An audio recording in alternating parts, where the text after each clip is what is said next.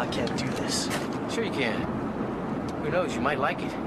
It's a killer rush. Buddy, this is your fucking wake-up call, man. I am an FBI agent.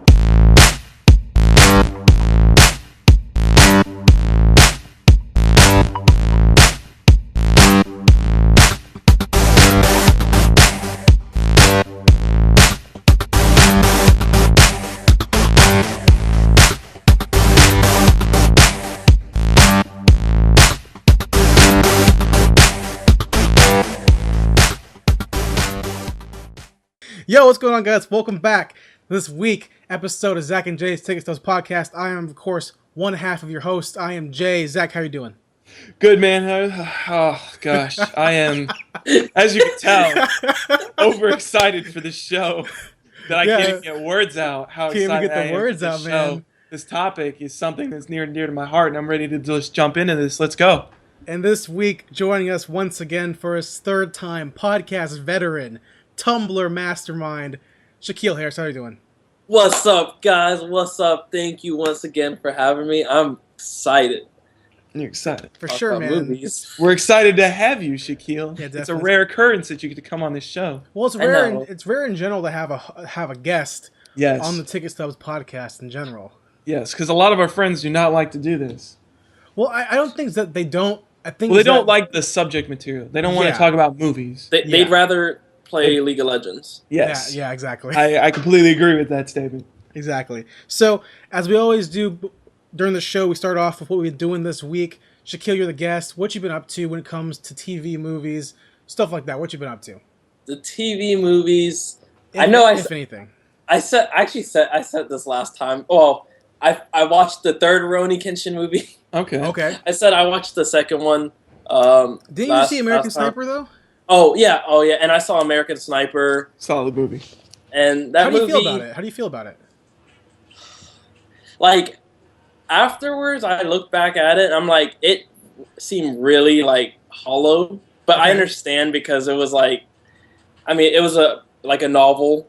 You know what I'm saying? You can't really deviate from that too much. But Yeah. I thought it was good. But in my opinion, I don't think it was some like Oscar Yeah. thing. I thought it was good. I mean, I didn't think it was terrible. Just wasn't. Wasn't what everyone is like saying it is. Yeah. I agree, and you can check out my review on how I agree with Shaquille on the extendedition.com. Yes, you can. Actually, I want Shaquille. I want to ask you this because American Sniper, you like war movies a lot. I used to be a huge war movie fan. I'm not so much anymore, but I still enjoy them for the most part.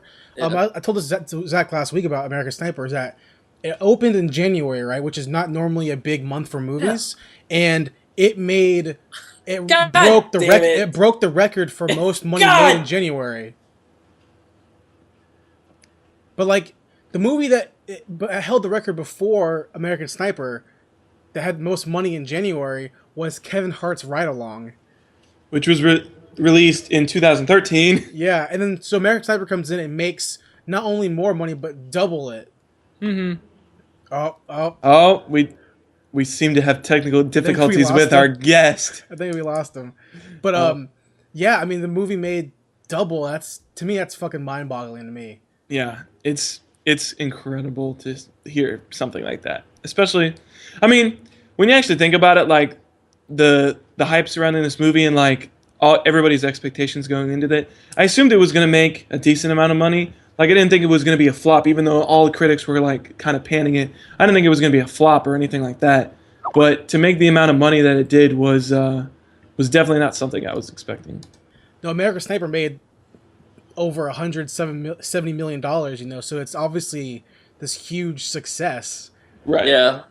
I mean, I think so because we live in America, and I love what I love most about it is seeing a lot of the arguments Yeah. and why it's so funny because it's like the most typical like America's number one. Yeah. I mean, which Yeah, I've been hearing a lot of things about. Yeah. Besides, I mean, I hear that it's a pretty good movie. I've been hearing a lot of things saying that it's really really well done, and I believe that 100% from what I've seen from the trailers. But I keep hearing about some CGI baby arms. It's not even CGI. What is the baby in this movie? Apparently, there's like a GIF where it was like they were gonna have a real baby and it like got sick or something like that. So Clint Eastwood, instead of waiting for a real baby, decided that he would put like a baby doll in Bradley Cooper's arms. So there's like a fake baby doll in Bradley Cooper's arms, and like you can see a gif of him like Bradley Cooper like moving his hands underneath the baby's arm to make it look like the baby's like reaching out and moving. And I saw that and I was like, that is so bad. Like the fact that people can just like, the movie's only been out for a week, and the fact that people are able to see that, that's just Clint Eastwood, man. You gotta step it up. I heard about that, and I mean, speaking of CGI in that movie, like, I don't know, I don't remember if Clint Eastwood is supposed to be the best person to use CGI, but he used a lot of CGI. The helicopter scene was like really bad. Yeah. Like that and like his overarching shots of like the town, like in the big climax of the movie, he has this big like basically establishing shot of like where they're going to be making like this final stand with all these terrorists in Afghanistan, I think is where they're at, or Iraq, one of the two. I can't remember exactly where he toured at, but it is just like the most heavily computer generated, obvious establishing shot I've ever seen. It can't be as bad as did you guys watch either White House Down or Olympus Has Fallen? I've seen White House Down. I can't remember which one it was, but the one that has Morgan Freeman, Channing Tatum in it. That's White House Down. Oh, White House Down. That one has some of the worst CG helicopters I've ever seen in that movie. Yeah, I think it was Olympus Has Fallen. They have the CG AC-130 or something like that. Yeah, that's what I'm talking about. Yeah, that shoots the Morgan Freeman one. That's the Aaron Eckhart one, I think. Yeah, it was terrible. Olympus Has Fallen is the Aaron Eckhart one. Yeah, that Shaquille, that CG was. I agree. I was so bad. It was in the first 10 minutes of the movie. So like after that, I was just like. I mean, I finished it. I was like, I'm committing to this. I'm gonna finish it, whatever. But that CG was absolutely horrendous. Yeah, I heard it was god awful. But American Sniper, Shaquille, else you been watching anything else, or you been checking out anything else in the past few weeks since the last time we talked to you about movies? Oh man, no, not really, to be honest. Not really. I've been busy with school. So I got you. Yeah, I got you. That's cool. All right, Zach. What about you, man? What you been up to? Actually, Jason. Oh, what's up, Shaquille? Shaquille. I watched the Frank. Was it Frank? Oh, Frank. Oh, yeah, Frank. I watched Frank. Yeah. Okay. Oh man, how'd you feel about it? That movie was so indie. Like you said, I mean, you told me it was indie, and I was watching it when I was like half asleep too. Yeah. So I was like, what is? Don't watch any movies when you're half asleep. Yeah. Why am I everything? Why am I watching this? I mean, but it was good. All right. It was good, but it was really weird. Totally. I mean, for like an art housey kind of movie, which aren't necessarily isn't my genre that I love. And I bought Frank. I was excited for it. And it's Michael Fassbender. I love Michael Fassbender. You know, he's gonna be in the new Steve's Job movies. He's Magneto. Yeah. And it has Maggie Gyllenhaal. I love. She's really great. And you know, it's about a band. That's kind of cool. And checking it out, it is very indie, very artsy. A lot of art house writing to it, but the songs I thought were really fun songs, and the story in general is kind of like, it's a really basic story, but at the same time it's like we're gonna fill it with these really weird type of characters that make it super weird. Fassbender, like Michael Fassbender doing that was weird. Yeah, I mean, and to me he's the only redeeming quality about the movie. Yeah. Okay. But yeah, that's all. Yeah. All right, Zach. Well, I have amassed myself quite a list here. Okay, let's hear it. I've been watching. Okay, so I'll start off with what I rewatched. Sure, totally. Because I talked to you about this. I went with a friend to see Into the Woods again. Okay. On Sunday. Is this the second or third time? This is the second time I've seen it. Second time, okay. Still a really funny movie. It was a good time. I really enjoyed it a lot. I think it was a really solid musical. Meryl Streep in it. Does not deserve the Oscar nomination for that movie. It got Oscar nom? She got Oscar nom for that movie for best female. She actress, did? I think No. No, she did. Yes. I mean, I don't think she deserves it. I mean, she was good. That's why I hear is that she doesn't deserve it. She was good, but I don't think she was Oscar good. Yeah, I agree. I haven't seen it. I can agree.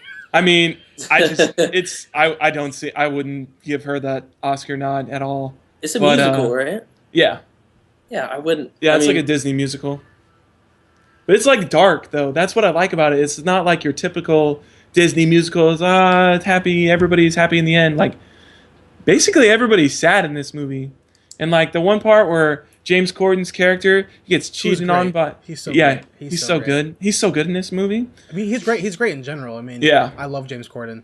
Yeah, he's actually a really good singer too, which Dude, I hadn't really seen much from him, so like to see him like kind of just step in this part, and he stole Well, here's the thing, this James movie. Corden, I thought he was really I've been good. a fan of James Corden probably for a few years now because I watched him like on British TV, just Doctor Who. He's in Doctor Who, and I liked him a lot. Yeah. So and he's a comedian, so I wanted to see more of his stuff. Yeah. He had a TV show back in like the mid 2000s. It was really really funny, and then I saw a story that he did like this is like his real life that when he was in high school, he made a boy band.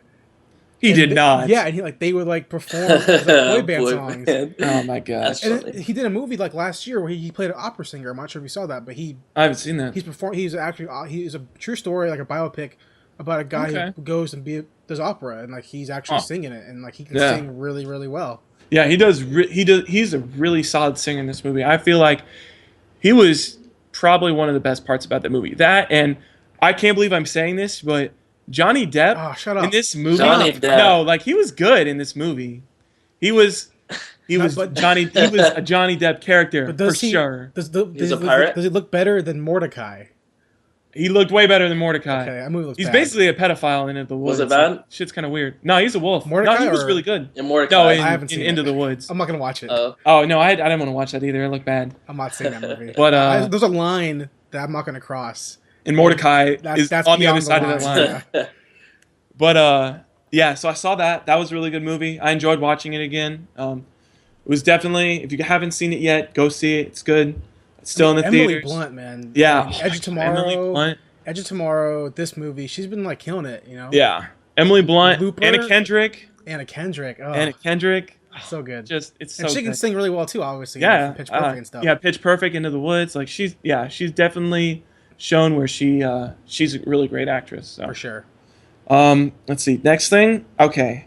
I watched both of the Raid movies. Okay. Finally. Oh, yeah. Yes, finally, Good, it's about yes. time. I thoroughly enjoyed these movies. Now, Yes. You did not lie. What's better though, Raid 1 or 2? 2, for sure, in my Yeah. opinion, I think is way better than the first one. Yeah, I agree. The first one's a good movie, Yeah. but 2 is just takes all the action that was in the first one and just like kicks it up like 2 notches. Yeah, no, I agree. So when I told you when I mentioned the Raid 2 a couple weeks ago about how the fight scene in the hallway between Rama, Oh my Hammer god, it Girl, was and so Baseball Kid. good. Yeah. When he kills the baseball kid Yes. with the bat, that fight is like so quick and so Yeah. intense. Is that in the second one? That's the second Yeah, movie, that's the second one. That's the second movie, yeah. Yeah. Okay. Yeah, because the first one they're all stuck in the building. The Yeah, second- they're Yeah. all like the Yeah. first one they're all stuck in the building. The second one when Okay.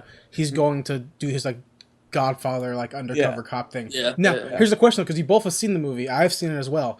Do you think he dies at the end? No. Because No. they're making I a don't think he third does. one. Yeah, he said isn't it supposed to be a wall until Yeah, the it's Raid gonna- 3 it's gonna comes be Yeah, it's out? supposed to be like 3 years. 2018, 26 or 2019. Yeah, 2018. but I mean, it ends with him talking to the Yakuza. And Yeah. then it cuts before anything happens. Yeah. And like people are ambiguous. Does he die? I don't think Because- he dies. No, I don't think I he think does. what happened is the Yakuza knew that the one guy's kid was like dirty and that was trying to like mess everything up with the crime families, and he knew that he tried to start the war. And I think that the Yakuza came to like clean everything up, but he saw that the one guy already did it, and he was like, "Damn, like this guy did a really Well, good job." actually, Like he though, obviously like From Yeah. what I beat him read, up, so like he was like, let's have him join us, and I think that's when yeah, he said, no. "I'm done." I That's think when he I'm was done. like, "I'm not gonna do anything anymore." Like I think he's done like being a cop. Like I think he's done like period. Like I think well, he's you just think about he it, just went home to his kid. family. How long? It was like 3 years, right? It's been like no, it's been long. I think it was like 4 years almost because he Well, was then- in prison for 3 years, and then it was like that whole story was like I don't know how long it much was, longer? like however long he was undercover, like outside of prison. But yeah, it'd been a while. There's gonna be some reason for him to come back. Of course. Like, Yeah. like Well, yeah. definitely. I mean, it's gonna be His- like His hey, wife will 3. probably get killed. Or his something. wife is gonna die. His wife Yeah. is It's gonna gonna be die. Ticket. His Yeah, wife's gonna exactly. get killed, and Every it's like his Asian son's movie. gonna get kidnapped, and he's gonna have to Yeah. like Yeah. eat some major ass. And Yeah. then they're Sound, gonna- sounds like an Asian movie. He's gonna pick up the call and be like, "I cannot pay you the ransom, but I have a particular set of skills. I will find you, and I will kill you. And then the guy's gonna be like, "Good luck," and then he's gonna find him and kill Yeah. him. Obviously. Yeah, I'm super excited for the Raid 3. Too bad again, it's 2018, Yeah, 2019 it's such a long ways away. before it comes out, which kind of sucks. But I did see today actually online that Mark Millar, who created Kick-Ass and created The Kingsman and all that kind of stuff. He wanted to make a hit girl movie just based on her, and he wanted it to be directed by Gareth Evans, the guy who did The Raid. That'd be sick. Oh, I'm like, that would be a really cool. I haven't seen Kick-Ass or Kick-Ass 2. I haven't seen either of those yet either. It's good. Like the first one is good. Yeah. I haven't seen the second one. I heard the second one wasn't. The second one wasn't as good as the first. 2 has Jim Carrey in it, and I remember when he. I remember him bashing his own movie. Yeah, he backed out. He was like, "This movie's not good. This movie's bad. It promotes bad things." Yeah, I was like, "Come on, Jim Carrey, you made this movie. Like, have balls to support it." Yeah, I didn't understand like his reason behind that at all. I was like, and it was already like this movie was it premiered. I'm pretty sure it already premiered, and he was like, "Yeah, I can't support this movie at all. Like my kids and all this stuff." And I was like, "If you can't support it, then why would you star in it?" Yeah. Exactly. But I mean, the Raid 3. I mean, I'm excited for it. The Gareth Evans is obviously a man. He's the future of action films. You know, he is a really good action director. Yeah, I mean, he writes it, he directs it, and he does choreography too. Like he's like he's a Welsh guy. He's coming into like Asia, like, hey, I'm gonna fucking do this. Yeah, and then Iko Uwais, the main actor, is like he's what Tony Jaa could have been. If Tony Jaa didn't make crappy Ong Bak 2 and Ong Bak 3 and the Protector 2, which is such a bad movie that I really wanted to review it like on like article wise, but that movie is so bad. It's bad. I'm calling for a time skip in the third one, the Raid 3. He's gonna be older, really grumpy. For some reason. A grumpy old man. Yeah. But okay, so I saw those. So those you liked them. You liked them. Yes, I thoroughly enjoyed them. I knew you would. I'll go to the next martial arts movie that I saw, which was not as good. Ooh. It's called Bangkok Revenge. Ooh, that movie's bad. Yeah, that movie's bad. This movie's not that good at all. I saw that a while ago. I mean, it was everything that The Raid did right. This movie did wrong. Yeah. It was the action scenes were poorly shot. Especially, it was like the very first action scene that you really see, where he learns all the martial arts and stuff like that, and he goes to the bar and his master's like, okay, you're going to beat all these guys up. And you see it through like this first person, like tunnel vision thing, and I was like, this looks like a piece of garbage. Like, why am I seeing this right now? I don't care about his first person view. I want to see third person, this guy beating somebody's ass with this surefire kill technique that he got caught. Is it almost as bad as Doom? First person. I haven't seen the first Doom, dude. No, I haven't seen that Doom movie. Do you know what I'm talking about, Jason? Yeah, no. I know what you're talking about, but I haven't seen it. I think the Doom first person's like probably the worst first person ever used, minus the Hobbit 2 first person. Oh my god! Those both are pretty bad. That GoPro bullshit. Yeah, that was pretty bad. Actually, hold on. Tangent off what you're speaking about, Zach, about the GoPro thing and about this first person. The GoPro thing in The Hobbit was horrible. I think it was stupid on the way they did it, right? Yes. Because they didn't edit the footage. It looked it looked like it came straight off a GoPro. Yeah, it went from like this like cinematic movie with like the color correction to like GoPro footage of like this river. I saw a trailer for a movie in the theater, I'll talk about later, about a movie all shot like, and like you take widescreen, right? And you flip it vertical. So it's not 4:3, but it's like a cell phone shot. It's all about this. It's like this, like black bars on both sides and left and right, really thick black bars. So you have like this like tiny strip. It's obviously an indie film. And people are like, this movie's amazing. I'm like, I'm not gonna watch it because of just that. Yeah, like, that alone makes me go. I'm not watching it. That doesn't make me want to see. That just sounds French. They're trying too hard. I think exactly. The damn French trying to do shit that's not beyond their means. So like I was watching the trailer, right? It's like this heartwarming like mother-son coming of age story, right? Right. And like you can only have one person in the fucking frame at a time because the frame is so big. It's like a hand width. Like, I don't know. Yeah. So continue. Sorry. Okay. But yeah, Bangkok Revenge, not a very good movie. Very terrible plot, terrible action movie. I just wish they would have done like more third person stuff with like continuous, or not continuous, but like one shots. Like The Raid, it was like, if they switched a scene, they would switch, or if they switch camera angles, they would switch to it for a good while. So it wasn't like you being like, oh my god, I can't follow what's going on. Bangkok Revenge did the exact opposite. Every time he would stick out a limb, they would change the camera angle, and I'm like, I don't know what he's doing right now. Jackie Chan, when he talks about that kind of shooting, he says Western martial arts films do that because the actors cannot actually fight. They cannot perform, so they cut very quickly. Whereas like Jackie Chan or like in The Raid, they have longer, drawn out, pulled out shots so you can see all the action because they can actually perform. Yeah. So this movie, the actors probably couldn't really do all what they could do. Mm-hmm. I agree. Well, I think they should just not do the. Just pick a different actor then. Yeah. Yeah, exactly. That too. Yeah. Or don't make the movie because the script. Or yeah, bad. don't make just make the movie because their plot's pretty bad. But Exactly. okay, what else? Next on my list, I saw American Psycho. Okay. Ooh, okay. For the Solid first time. First time? It was my very first time watching it. Oh Okay. man. Shaquille talked to me about it. I was excited to see it. I'd heard a lot of stuff about it. I remember Shaquille talking about it when he was on our podcast last time, and I was like, I gotta check this out. I gotta see what's going on. I gotta see what's been laying down by all my friends. I gotta figure out what's going on with Christian Bale. Yeah. I enjoyed this movie thoroughly. I really enjoyed this movie, especially Christian Bale. This is the reason I love Christian Bale is because he is such a good method actor, and you see that really, really well in American Psycho. He does really, really well at becoming Patrick Bateman and taking on this very like nihilistic, egotistical type of personality with this character, and it was amazing to see. What's your take on the theme of the? On the ending, Yeah. I think he's just crazy. I think most of it was in his head. Like maybe the homeless guy, I think, was real, but I don't think he really killed Paul Allen. I don't think he killed those hookers, even though that was a hilarious scene to watch. Him running naked through the hallway, wielding a chainsaw. That made me laugh out loud to see him doing that because it's just too over the top and ridiculous. And then, but him going and shooting the I think that actually happened though. I feel like he had a psychotic break right then, and I feel like when he was like going around like shooting those people, like it actually happened because especially the part that really sold it for me was when he went in the wrong office building. Okay. Like it was so similar to him, and it was so like in his mind that this was his building, and when they called him something else, it was just like it snapped in him, and he just started going on this. It just broke something in him. I think too deep. Yeah, I mean it's really hard to tell what's real and what's not, but I feel like the scene you're talking about where he goes on that long rampage throughout the streets, like shooting everybody, and he tried to feed the cat to an ATM, which I thought was hilarious. Who directed that movie? Do you guys remember who?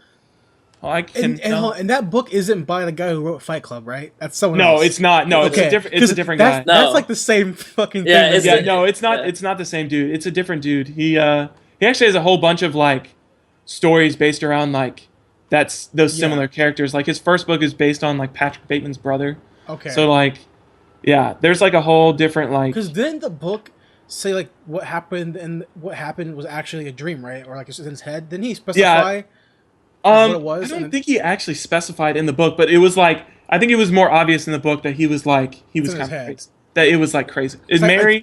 Mary Herron directed that movie. Okay. Yeah, I'm looking that up now. Yeah. So I feel like I think from what I heard, 'cause I haven't read the book or anything, but I swear that someone told me, or like I read that the book was more clearly defined that this was happening in his head, and the movie was more ambiguous.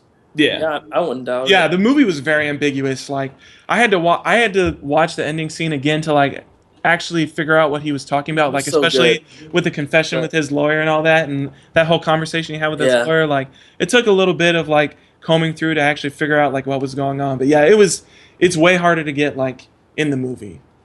Mm-hmm. So, go ahead, Shaquille. Sorry. Yeah, the book. I mean, it'd be weird to put like the movie or like the book into the movie where it's not vague. Yeah. Because like I mean, yeah. Well, see, and like I'm a big fan of very straightforward endings. Like I really hate ambiguous endings. Like stuff like Inception really pisses me off.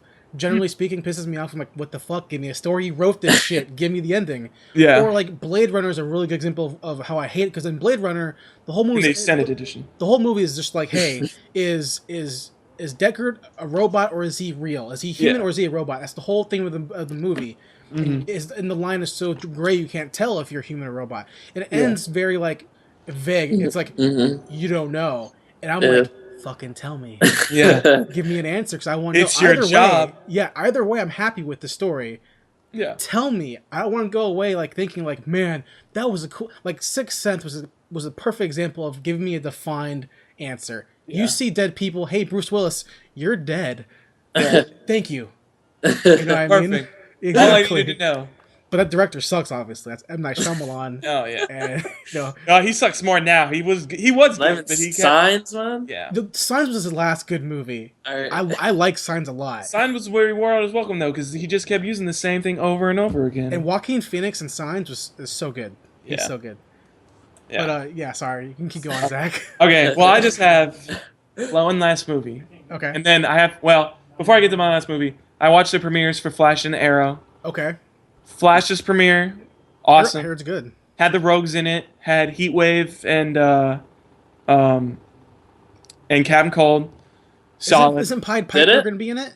Pied Piper was in the one from yesterday, which I have not got a chance to see yet. Okay. But yeah, they had the Pied Piper in there. I heard that wasn't that good though.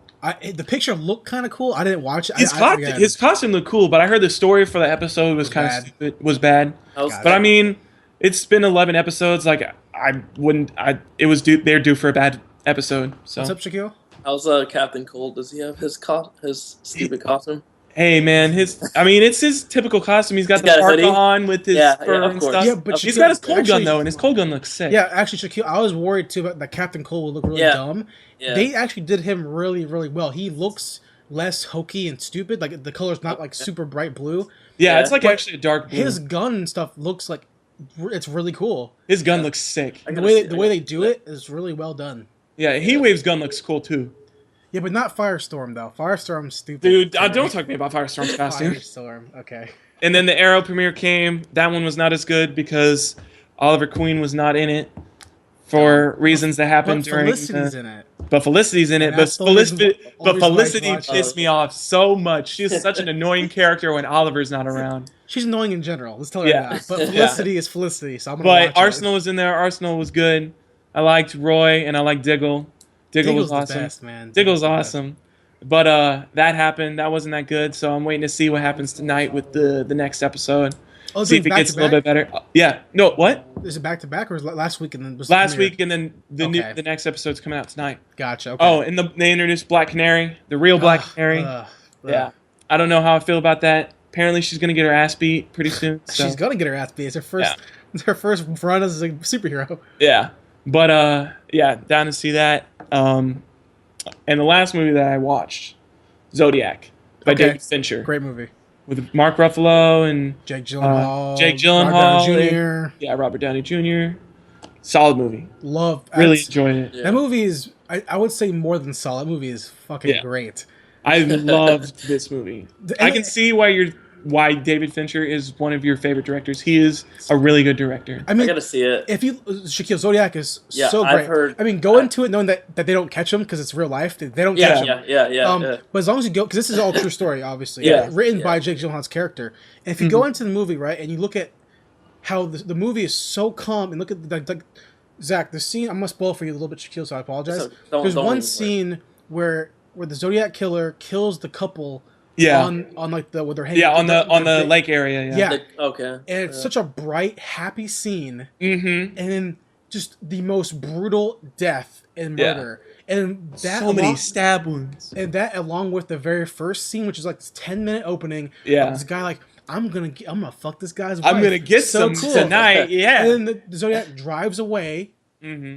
Comes back, walks to the car and bop, and kills him. It's so brutal, and that's real shit. Yeah, they don't show like, I mean, obviously they don't know who the killer is, but you don't even see you never see his face. It's like a paper trail basically. Yeah, He's leaving. It's all like real life. It's all based off the clues and the riddles and stuff like that. And I have to say, Jake Gyllenhaal's performance in this movie was really, really good, and it kind of reminded me of Nightcrawler because of that very like obsessive personality he has, and him like diving in to try to get to the Zodiac killer reminded me a lot of Lou Bloom.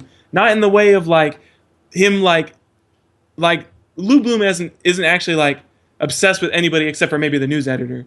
But he is obsessed with like the whole Nightcrawler scene, or I'm talking about, but he's obsessed with like the whole Nightcrawler scene and being able to like get the perfect shot so he can make money and all that kind of stuff. I agree with that completely, but at the same time, is that in Zodiac, Jake Gyllenhaal's character, who's based on a real guy, that he became that guy, you know. Yeah, he did. And in Zodiac, the guy, I forget his name now, so I apologize. It's like Grayman or something like that. His last name. He's an Eagle Scout. You know, he's like this good. He's a good boy. He's a goody two shoes. Yeah, right. Whereas Nightcrawler's guy is going to break all the rules to get the dollar. I agree. So that's the difference. I think. Yes, very similar. But so you've seen Zodiac, and it's a great movie, and everyone in the cast performs so well. Yeah, they do. Mark Ruffalo is amazing in it. Downey Jr. is awesome in it, and Jake Gyllenhaal obviously steals the show. Mm-hmm. Such a good movie. But if you look at David Fincher's catalog of his movies, he hasn't made a bad movie except for Benjamin Button. Oh, I thought you were going to say Alien 3 is. I haven't seen Benjamin Button, so I don't know about that. But. I mean, David Fincher, look at his cast of movies, right? Alien 3 or whatever. Yes. He even says that movie's bad. Yeah. Like, whatever. It was directed pretty well. Just the script was bad. Yeah. You have like stuff like Panic Room, which is like, oh, that movie's so good. And you have Social Network, and you have Fight Club, which I don't know about Fight Club. Everybody talks about Fight Club. Which, don't get me wrong, it's a great movie, but the hype around it is that's what kills it for me. Yeah. But it's 7. Fucking 7. 7 is such a good... Good. Yeah. I didn't realize until you actually started talking to me that David Fincher. I didn't realize that was a David Fincher movie. Yeah, dude. No, but that is such a good movie. If you read about, because I love David Fincher, I'm obsessed with the guy. I watch every interview. I love the guy. I love his work. I think David Fincher does not make movies half-assed. Yeah, and he's very not mechanical, but very methodical in his work when it comes to directing. So you look at his shots; they're all meant for a reason. They're never handheld. They're always like on a track, on a dolly. They're there for a reason. He storyboards them very well. Yes. He's the complete difference to like Clint Eastwood or a Paul Thomas Anderson. Like David Fincher is like, hey, you're gonna do this scene 80 times until you get it. Until I can tell it you become the character. Yeah. So if you watch like Girl with the Dragon Tattoo, which is an amazing adaptation, the Swedish version is really great too. But the Fincher version is so good. And it's like, damn, Daniel Craig's a great actor. Yeah. Right? I don't think it took a director like David Fincher to make him that good. Yeah. Just my opinion. But yeah, that's enough of me of fanboying over David Fincher. I love that guy. Yeah. But that was that's all I have for this week. Okay, cool. Yeah. I got quite a list as well. I'll skip some if I have to in sake of time. Okay. The first thing I watched, which I'll be talking about in my new article series called The Weekly Watch that I post on our website at theextendededition.com. I watched a Quentin Tarantino movie that I haven't seen since it came out, Inglourious Bastards. Oh, man. That's a solid movie. Yeah. I actually thoroughly enjoyed that movie. We are very different spectrums of that opinion. That's all right. That's fine. And don't get me wrong, it's not like it's a bad made movie or a bad written movie by any means, And Quentin Tarantino in general makes solid movies. I'm not a huge fan of him, but I think this movie, what got me was that it was such long scenes for no fucking point. Just a bunch of dialogue, bunch of pointless dialogue, followed by intense high octane action for 3 seconds, and then that's the payoff. That's the artistic writing of it. But it's like, no, fuck you, no, it's not.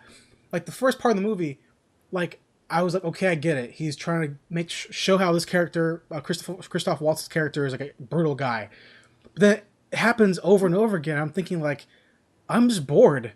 And I'm drifting out of the movie. I'm drifting back into the movie. I'm like, come on, dude. Like this, it was like 2 hours and like 30 minutes. You don't fucking need that runtime for this movie. An hour and 50 minutes would have been perfectly fine. Yeah. The good scene is whenever they're in the bar. Playing the game. I love that. That was like, it was really tense. That was like good. Yeah. And he meant to where like his whole point is like he's gonna build the tension up to a high climax, and then boom, it happens and then drops back down. And I completely get that on a directing level. I completely understand that. Yeah. But even that particular scene, Shaquille, I'm like, yo, cut it by 10 minutes. Like I don't need that. I know. I don't need all this back shit with like other soldiers. I'm like, I don't need that. But the movie to me, it's like a 5 out of 10. It's like a 4 out of 10 to me. It's like mediocre to me. I get people love it. I completely understand. Brad Pitt is doing his Southern accent, and whatever. I don't really want to talk about Brad Pitt's accent. But to me, the thing that made me love that movie or like the movie was that it was the French actress who plays the main girl in the movie. Yes. I don't remember her name I've only seen her in that movie. She plays the blonde girl who gets free in the beginning of the movie. Her performance was so good and so great. That made me. I wanted to see her more than I wanted to see Brad Pitt and the Jews. But you got to see her a lot, though. I did. I liked that a lot. I really enjoyed it. I mean, she died, which kind of sucked. Yeah. But whatever. But tragic, heroic death or whatever they call it. I don't know. Well, yeah, I guess it depends on who you consider. Also, the guy who plays her main love interest, not the black guy, the Nazi. That guy. He was in the movie called Rush with Chris Hemsworth, directed by Ron Howard. Not NASCAR, F1 movie. Yeah, the F1 movie. That movie is fucking great. Just saying, that movie is really good. And Rush. It's called Rush. Yeah. Yeah. So good. So good. Yeah. Watch that, and then I watched 2 of the greatest movies ever fucking made. Okay, so good. We bought a zoo. Dragon Ball Evolution. Both great movies. You're both wrong though. These movies are so good, guys, that I named my dog after the character. Okay. I watched Rocky 1 and Rocky 2. I love this series. I love this movie. I watched Rocky 1 again. Drago's the best movie. Best one with them. Dude, yeah, Rocky 4. That's such a good movie. Yeah. See, I love Rocky 4, and that's a lot of people like Rocky 4 or 3 a lot. I like Rocky 3 more. Is Rocky 3 the one? Is that the one, Mr. T? Clubber Lang, Mr. T. yeah. Mr. T. Great movie. Mr. Rocky T. 4 has obviously Drago in it, and and Apollo Creed dies. That was so sad. Yeah, but Apollo Creed's death hit me right in the Rocky heart. 3 has Mickey's death in it, so it's whatever. Yeah. But Rocky, I watched Rocky 1 again. It's still great. It's still fun. I mean, it won an Academy Award for Best Picture, 1976. Okay. It's a great movie. I watched Rocky 2, which is actually more like Rocky 1 Part 2 because Rocky 2 isn't that much of a sequel. It's still great. Love it. Not as good as Rocky 1. So, there's that. Yeah. And then I go into the movies that I watched recently. In theaters for a second time, I watched Birdman. Which is obviously, everyone loves Birdman. Michael Keaton, Emma Stone, what's his name? Edward Norton. Yeah. Zach Galifianakis is in it. Nominated for every artsy Oscar. I think it's gonna win Best Picture. I still really like the movie a lot. I think it's really well written, really well done, really well directed, really well shot. It's an art house movie for fuck think sure. American Sniper's gonna win? No way. No way in hell is that movie gonna win. I think American Sniper might win. No, actually, no, I don't think it's gonna win anything because its competition is so tough to win anything. Yeah. But Birdman's great. Loved it a lot. And then I watched finally for the first time ever since it came out. I've been waiting to watch it for a while. I watched Selma yesterday. Ooh. I watched Selma, and the movie is really, really well done. It's really, really well directed, really well written, and I have to say that I don't think the director should get nominated for an Oscar. People say that Ava DuVernay she got snubbed. I don't think so. I really don't think so. I think David Oyelowo. I think Dave. Sure, he did a really good job. I can see why people think he got snubbed. I agree. He should be in the running versus Bradley Cooper. I totally agree about that. As a whole, the movie's very powerful, but I don't think it's the most amazing biopic I've ever seen. Or most amazing movie. I think it's the most amazing movie I've seen of the civil rights movement. Right. Which is totally fine. But it was an empty theater. It was me and 2 other white ladies, and that was it. But the scenes in that movie, they depicted some of the riot scenes, which are really, really well done, and you really get the sense of brutality. So those are really cool. Those are really good to watch and really well directed. As a whole, great movie. I'd probably give it a 7 out of 10. Okay. It was worth it. I honestly, it was 2 hours and 8 minutes, I think, or something like that. So it was decent time. I paid $3.50 for it. Oh, okay. I went to the cheap that's- theater, so I was like, yeah, it's whatever. Yeah. It's worth it. Yeah. But speaking of biopics and black guys, I watched Jimmy All Is By My Side, which is the Jimi Hendrix biopic starring Andre Benjamin of Outkast fame. Dude, I haven't even seen that. Wait, Okay. Andre 3000? Andre 3000 Andre- plays Was it a Jimi movie? Hendrix. It's a biopic, yeah, movie. Oh. It came out like last year, I think. Blu-ray came out recently. Sundance Film, like local, like small films that got bigger release. Oh man, I haven't seen it. it was not the most amazing biopic I've ever seen. Really? I really don't enjoy biopics that much. Neither do I, but this movie has an actress who I think is really, really great. Her name's Imogen Poots. She's this That's British the actress. girl from that awkward moment. The one It that I is. did not think was that attractive pairing up with Zac Efron. You're wrong, because Imogen Poots is insanely gorgeous. I don't and- think so. Oh, that's fine. I think I'm the only person who thinks that, but I do not think she is that attractive. Was she blonde in that movie? Yes. Okay, because she's blonde naturally, and she's oh my god, Oh, no. Imogen Poots, and she's British. Yo, okay, Her accent was nice. Yeah. I don't know. I guess compared to with Zac Efron? Zac Efron, I don't think she I looked get that it. attractive. I get it. But in Jimmy All By My Side, Andre 3000 is playing Jimi Hendrix, who he does a pretty good job as Jimi Hendrix, I think. She plays Keith Richards' girlfriend from the Rolling Stones. He's in the movie too. He's a dick. Eric Clapton's in the movie too. Like Eric Clapton, like it's like obviously like portrayals of those characters or those people, Right. And they're all young because it's like 1970 like 5 or whatever, 76, before he becomes really big when he's still first recording the first album.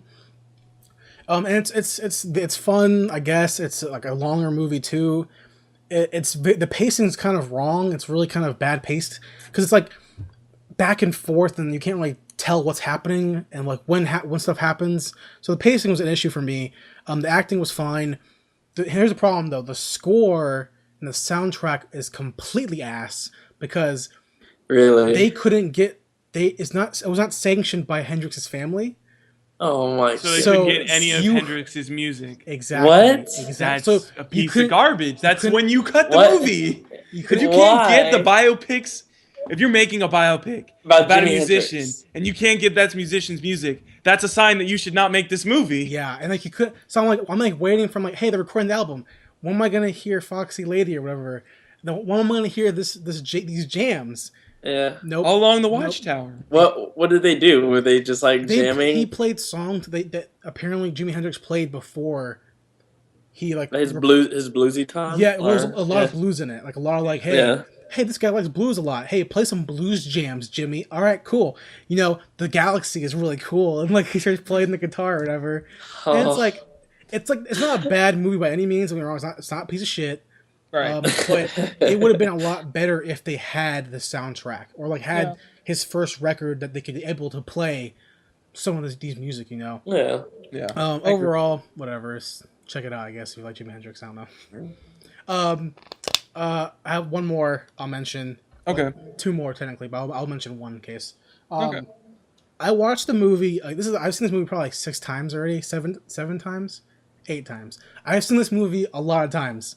And I bought it a while back on Blu-ray because I saw a good deal for it. Okay. Big, like a hardcover book for it. Taxi Driver by Martin Scorsese. Yeah. I watched again like 8, 9 times over the course of however many years. Still so amazing. You know, I can watch that until the day I die. The movie is so good.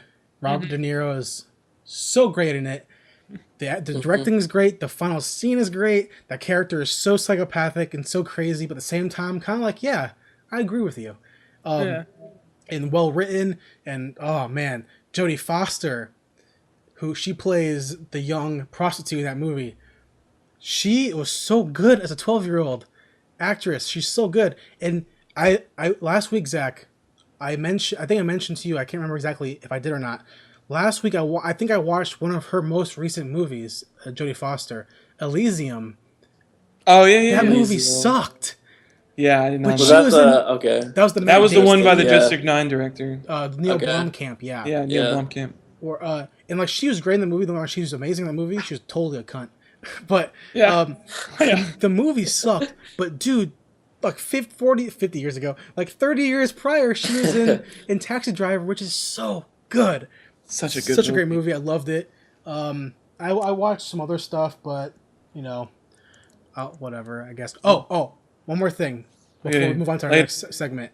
Lay it on me. Yesterday I watched. Well, right now I'm watching Gravity. I haven't started yet. I heard it's really good. Have you guys seen it? I haven't seen it. I heard the visuals were good. Yep. I mean, it won Best Picture. I'm just saying. Wait, it won Best Picture? I think it won Best Picture. I think. I thought it just won like Best Visual Actress, Effects. maybe. I think it won Best Actress. It was nominated for Best Picture. Okay. Okay. I'm just saying. I heard it was not that good. Besides, like the visual effects of the movie. It really wasn't. Like it was just. I mean, I haven't seen it yet, so I don't know from personal experience. But from what I've heard, I heard a lot of people just say that it wasn't as good story wise. And I know you're a big story guy, and I heard the story was not that good. Shaquille, well, you've seen it, Shaquille, so we know. It was just her floating. I mean, I know it was like intense. You know, her trying to get out of the situations because it was like situation after situation. It seemed like shit. Yeah, I'm like a shitty life. I'm like, how did the hole not open up, and how did she just not die? Like, yeah. But no, I really thought it wasn't. I mean, it got nominated, but I really didn't think it was that amazing. Like that good. Mean, yeah, that amazing. I mean, it was just some like small, like little. See, the director is the same guy. He's a Mexican director who did the movie I love called Children of Men. Oh yeah, Clive Owen, same director. Yeah. I love that movie, so I have to watch Gravity. I bought Gravity a while back on sale. So I'm pushing it off because I'm like, Sandra Bullock. And Zach, you know how I feel about Sandra Bullock. I do know how you feel. I hate Sandra Bullock in every movie except for Speed. It's not it's not bad, but I mean, like I've seen on the internet, people are saying it's just like most of the movie is just her panting in space. That's pretty much. She looked good. Yeah, I mean it was. Yeah, she. Yeah. Hey man, I've seen the GIF of when she gets out of that little pod. Yeah, she looks good. Yeah.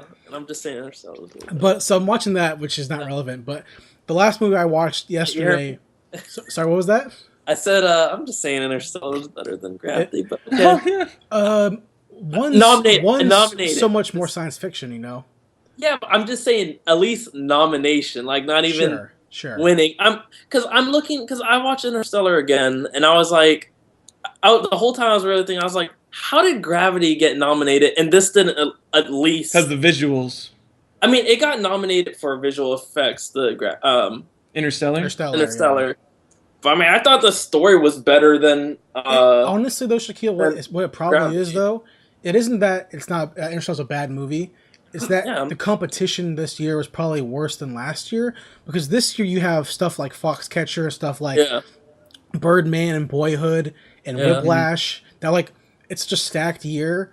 That Christopher Nolan is great, but like, you know. I mean, like I recognize that Grand Budapest Hotel and like all movie those sucked. That movie sucked. The movie was awesome. No, good movie. No, listen. It didn't review suck. On the extended edition of .com of how good this movie was. It didn't suck. That's just okay. I'm fine with that being in there. I mean, in the other movies, it probably not gonna win. It's gonna win, but I want it to win. It's good. I mean, I see why it's. I mean, we already talked about what I think is gonna win. Freaking Boyhood, because it took 12 years to make. We should win. Yeah. You put in 12 years of work. Well, why don't you give me 12 years of good stuff, not 12 years of work? I'll give you 12 years. 12 years a slave. 12 years a slave. That one. Yeah. 12 years. The last movie I watched yesterday was a movie from 2007. Directed by Ben Affleck, called Gone Baby Gone. That's such a good movie. Starring his brother Casey Affleck with what's the black guy's name? Morgan Freeman. Michelle Monaghan. That black guy's name? Ed Harris. I was like watching, going, this movie is really, really well done. You know, Ben Affleck, you can tell he really has acting chops. Yeah. Casey Affleck is really good at he's basically his brother, pretty much, in The Town. The same kind of deal. This is a really solid movie. The same guy who wrote this movie wrote the book to Mystic River. I mean, I love Mystic River. I was like, why didn't this movie win an Academy Award for Best Picture? Yeah. And I realized that when this movie came out in 2007, do you know what movie won the Academy Award for Best Picture that year? What? The Departed. That's why. So I'm like, I get it. I mean, it makes sense. was like, Scorsese won. I can handle that. Well, Scorsese won Best Director and Best Picture. So I'm like, okay, Yeah. I understand completely. Yeah, that makes sense. Some movies just don't have the luck. Because, I mean, this movie came out a year after, a year before. I think it would have dominated. Yeah. I think. I remember actually seeing this movie. I'm actually really glad you brought this up. Because I remember seeing this movie. I don't know, it might not have been 2007, but it was around that time. Because I remember I was on a flight to Spain for a class trip. When did you go to Spain? I went to Spain in 8th grade with Miss Hudgens. Spanish class. I didn't have... Oh, okay. Miss Hudgens. Yeah, Miss Hudgens. Anyway. We don't get talking about that. But I remember seeing this movie on the plane, either going to or coming from there. And I was watching this movie, and I was Great like... movie for a plane trip. I mean, yeah. geez. No, I just remember This seeing this, sad, and I was like... depressing movie. But I don't know why, but I was watching it, and I was like... This movie is really, really good. Why have I not heard anything about this movie at all? Like, I had heard nothing about this, and I was bored on the plane, and I was like, Gone Baby Gone, what is that? And I clicked it, I started watching, and I was like, this movie's fucking great. Like, this movie's excellent. See, I have never been to Boston before, Yeah. but from what I've gathered from Ben Affleck's movies about Boston, The the town in this movie, is that they really love track jackets and Adidas. Yes, Because they do. Yeah. Even in this movie, in Gone Baby Gone, he's a private detective. That's his character. He's like a private detective, private eye. Mm-hmm. And even when he's a private eye going to visit the family of a missing girl, the girl's mom, but he's wearing a button-up shirt tucked in with like Adidas Superstar 2.0s. I'm like, why can't you wear like Oxford to be like a professional? You're wearing sneakers. I don't get Because it. he's from Boston. Yeah, apparently so. That's all I watched. Which Okay. is still quite a bit. So we can move into our next segment of the show. Our which is favorite segment of the show. the news segment. We talk about the news of the movie world and TV world. Zach, go ahead. What's your first piece of news for us? Okay, we're going to talk... My first piece of news is something that Fantastic. really excited about. Not Fantastic Four. Oh, okay. It is Uh-oh. the fact that Mission Impossible 5 Pushed up. got pushed up to summer July. It's July 2016. July 31st, Yeah. 2015. So that it does not have to deal with Star Wars, which I think is a great plan on their part, because Star Wars is going to kick the crap out of anybody who's in the theater at the same time as it. Yeah, I mean, I completely agree. I'm excited for Mission Impossible 5. I think it's going to be really fun. I think it was actually in my top 5 most anticipated movies next year, I think. That's wrong now because it's coming out this year. Yeah. But now it's pushed up until 2015. We can expect the trailer within the next month. I was about to say, we should be getting a trailer for That's it pretty ridiculous. soon. They pushed it up. Like I mean, no, that not soon. I mean, I think they're basically almost done with it at this Well, point. no, if they're pushing the deadline up to July 31st, the movie's finished. Yeah. The movie's done. Yeah. They're just finishing out kinks with it. They're happy with it. They're solid with it. It's coming. I mean, it's coming out in 5 months, 6 months. It has to be good. Did they have a teaser? Mhm. Did they have? Not did yet. They have a, Not not yet. even a teaser. I'm like, Next month man, or so, I bet. a big movie like this. I mean, with 5 months out. I mean, they just pushed it up yesterday, so we'll probably see a trailer within the next few weeks. Yeah. Probably either during the Super Bowl or after the Super Bowl within a week. Yeah. Probably. I think we'll see it after the Super Bowl, because I think all the Super Bowl commercials are already locked down. Well, they can buy to switch out if they really want to. Yeah, that's true. But the problem is though about this movie, right? It's being Yeah. switched to July 31st this summer. Is that before it was competing with Star Wars, which it's not going to win. Yes. And no one's probably going to watch it if they do that. Yeah. I still would, but whatever. I would watch it, yeah. Now switching to July 31st, it's competing with a Jake Gyllenhaal movie coming out, which I'm very excited to see, called Southpaw, which is a boxing movie. I was about to say the boxing movie. And I Jake saw that. Gyllenhaal looks fantastic. Does he look like a boxer? Dude, look at the picture when you get a chance. He's like ripped as hell. Like Yeah. he's so it looks so good. And so, I mean, I just finished watching Rocky, so I'm like Yeah. super hyped for anything boxing. I'm ready. I'm down. So yeah, I'm really excited for Mission Impossible 5 and Southpaw. Yeah. Yeah. I see it. I see the picture. He looks brutal. That's ridiculous. I've never seen him rip before. That is- looks insane. Yeah, that's really. Oh, he worked so hard for that movie. And then it went away probably like really fast. Yeah. Yeah. But for my piece of news, Okay. I'll talk about it right now. Fantastic Four trailer came out. It's the biggest news of the week. I don't- Might as well just go ahead and chit chat about it right now. I don't want to talk about it. Okay, Shaquille, you watched it. How do you feel about the trailer? I mean, like I said, what did I say yesterday? It was basically Interstellar and Man of Steel vibe to it. Yeah. I mean, I actually saw an article on that today where they were talking about how similar this trailer looks to Interstellar. I mean, with the voiceover, but like of course, everyone's talking about the black character, Michael B. Jordan, yeah. Yeah, Michael B. Jordan. I mean, but I'm down for Michael B. Jordan. I don't know. But does it look exciting though? Do you look interested in it? I mean, I'm kind of like, I'm just interested to see how they do compared to the old one. I mean, if they can redeem themselves, because I mean, obviously it looks it looks serious. I mean, in all fairness to Fox, the first Fantastic Four I thought was a decent movie. I enjoyed it quite a lot. The second one is where I have issues because they messed up Galactus so bad. Yeah, that was. They could have done such a better job with Galactus, but that wasn't even Galactus. But I mean, I'm gonna see it just to say that I watch it and to see if it's as good or maybe a little bit better than the original Fantastic Four that they did. But I mean, this trailer. Well, hold on, the original or the one from 2000? Because the original one came out in 1990 something and was horrible. Wait, what? There's one from the 90s. Yeah. Are we talking about the one Fox did? There's one from the 90s that came out, like a live action one in the 90s. That's terrible. I don't think I've ever seen that. It's bad, Zach. Almost as bad.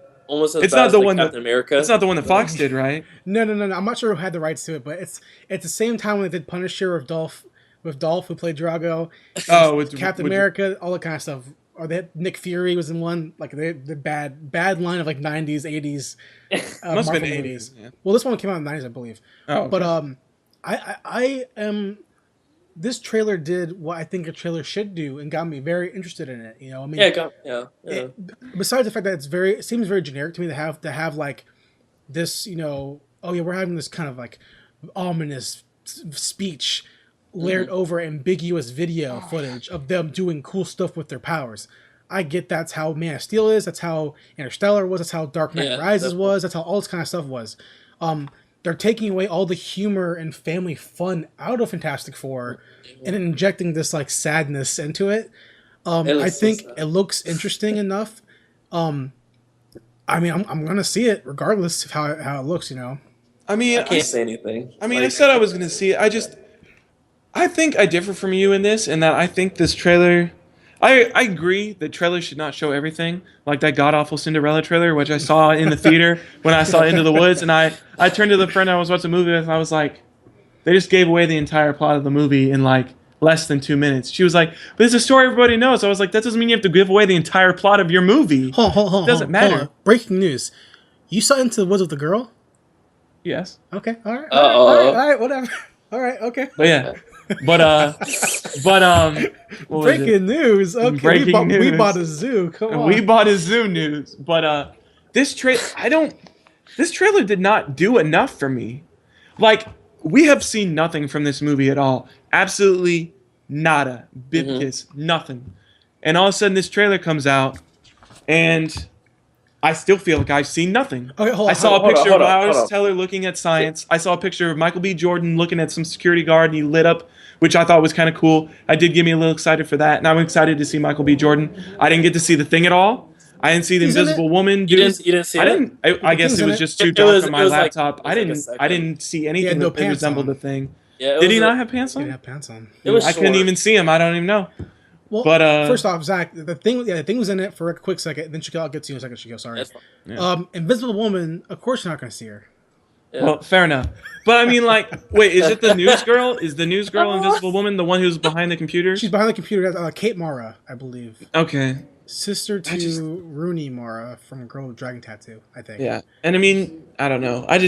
This trailer did not have me excited for this, and you didn't see Doom at all. He's blogging. Was that the weird guy with glasses? Is that supposed to be Doom? I don't know. Because if that's Doom, I'm not going to see this movie. I'm just not. That's not my Victor Von Doom. I'm not going to watch this movie. Shaquille, what did you have to say? Sorry. I mean, everyone knows how they got their power, how they I think it's be different this time. See, that is one thing I'm excited to see is that they're changing up the way they get their power. Yeah, I mean, they all. I mean, first they were in space, right? Yeah, they went in space like a meteor asteroid thing. It's like a galaxy, like whatever. A star shower thing, through like it's like a star, like a solar flare type thing. Yeah, and this one they all getting like I think towards the end they all getting like some Captain America shit. and then they get those they capsules hug from the Captain thing. America. Well, I this guess that- one they go to a different dimension. I think is what it was. Is that what it is? They Is go that to- what that giant Yeah, light they- in the they- sky they go to a was? The different very dimension. halo looking thing? The giant pillar Yeah. of light? that comment you made, Jason, about the about Fox could squeeze the light in. Oh, that beam.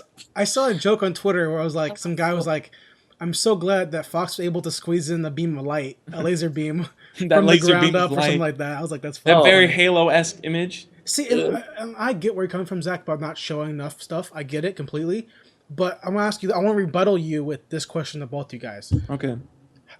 How did you feel about the first Interstellar trailer? It was very vague. I mean, of I don't even course, remember watching I didn't even know what it was The about. first But trailer had Matthew McConaughey driving in a truck, and then it panned to the sky, and you saw a spaceship, and then it said Interstellar. oh, was that? Oh, it was it that? Okay. That was the first trailer. Yeah, I Okay, actually remember not being excited about that trailer either. I No, Hate that I was. trailer. I didn't know. I didn't like know that trailer at all. about it. That trailer, I was like, what is this? I don't know any. I mean, I get where it's a point where you're supposed to get your audience interested, but at the same time, you have to give them the nuts so that they kind of know what they should be interested about. And that Interstellar trailer didn't give me anything to be interested about. It gave me nothing. It gave me Matthew McConaughey, and I did not like Matthew McConaughey back when I saw the the trailer. time. I like him now, Yeah. but I didn't like him back when I saw that trailer. Shaquille, so you're okay with the trailer, right? You're okay with Fantastic Oh, Four? was it the one? Okay, because I know there was one that had like it was like a voiceover. The And very then, first like, trailer is the one he's talking about. Yeah, the very first Okay, one 'cause- has like the talk. I think the very first one is the talking. Michael Caine talking. Yeah. McConaughey in the truck driving. Through and the then it cuts cornfields. cuts to the sky. It has the spaceship flying. All you see is like the distant smoke, and then it goes Christopher Nolan's Interstellar. Boom. Yeah. That's the very Yeah, first yeah, I trailer. remember that. I didn't know that much about Yeah. it, but like whenever the voiceover, the second one, I got interested in that. Yeah. See, Okay. and, I remember people were like, "Oh man, I'm so ready for this movie" when they I saw the got very first out of that. trailer. I was one of the the second one, but yeah. And then I remember when the first Man of Steel trailer came out, which was like again a variety of it was Kevin Costner talking over a variety of different like little boy images of Clark Kent with the cape on, and him like pretending to fly, and then it cuts to him flying in the sky, and people were like, again, very not sure if they felt the same way about that trailer. It's the same kind of thing we have right now with this Fantastic Four trailer, where it's very vague with the voiceover and the very ambiguous scenes. But this trailer does give us a lot of stuff. I mean, it gives us their powers. It gives us how they get their powers. It gives us not their names or who the villain may be or what the story may be, but it gives us enough stuff to be interested in, I think. Yeah. No, I completely understand that, but after having so many issues with filming and like making people worry for the past few years about, hey, is this movie going to get made or not? I can completely tell why everyone's on thin ice. Yeah. I've definitely been one of the people that have been like, hey, this movie might suck. Yeah. Completely might suck. And it I don't still know. might suck, you know? But the trailer to me looked exciting enough for me to go, you know what? I'm kind of excited to see this movie. More so than I am about Avengers or anything like that. Because Avengers gave me everything from the get-go. Here's Ultron. Here's the Hulk armor. Here's all this shit. I get See, it. I would say that the Ant-Man trailer got me more excited for Ant-Man than the Fantastic Four trailer got me excited for Fantastic Four. But is that because you care more about Ant-Man or because you care about the trailer? I care diddly about Ant-Man. I don't know anything about Ant-Man. I knew absolutely nothing until I found out that they were making an Ant-Man movie, and I kind of Googled a little bit to figure out like what exactly his background is and all that stuff like that. But I mean, I've already seen Fantastic Four, and so I kind of am invested in the characters a little bit. Sure. So I would figure there'd be some sort of excitement just to have another movie. But I mean, I don't know. This trailer did not hit the right buttons for me. So I mean, I like Fantastic Four, like the series, but I mean, like from the first movie, I'm just like I don't know how to feel about the new one, and I don't want to like get hype. I mean, just because you're so scarred with the first one.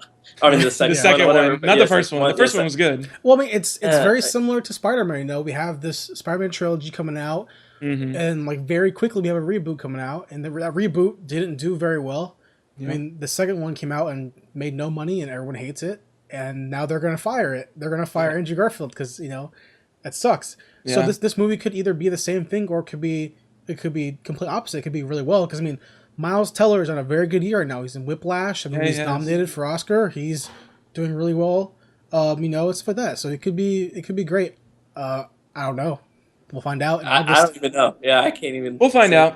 I mean, I don't want to bash the movie before we even get a chance to see it because I don't want to be one of those guys. But I mean, and I'm still gonna see it. It's not like I'm not gonna see it. I just this trailer didn't get me any more excited. Fair, yeah, completely understand. Yeah. Okay. What you got, Zach? Okay. Next thing I've got on the vein of comic book news, we have the Suicide Squad because now they're having casting issues with Tom Hardy. Hey, cut it. Cut it because Jake Gyllenhaal dropped it. Cut it. He said, nah, I don't want to do it. Tom Hardy said, too busy, can't do it. Jake Gyllenhaal said, nah, don't want to do it. So now we've got Carl Urban, which I'm excited for if he wants to be in it. I like Carl Urban. Why? Why you want to cut it? I love Carl Urban. Yo, this movie, just cut this movie. Cut it. Just cut it? Because why? This movie sucks. But you haven't seen anything.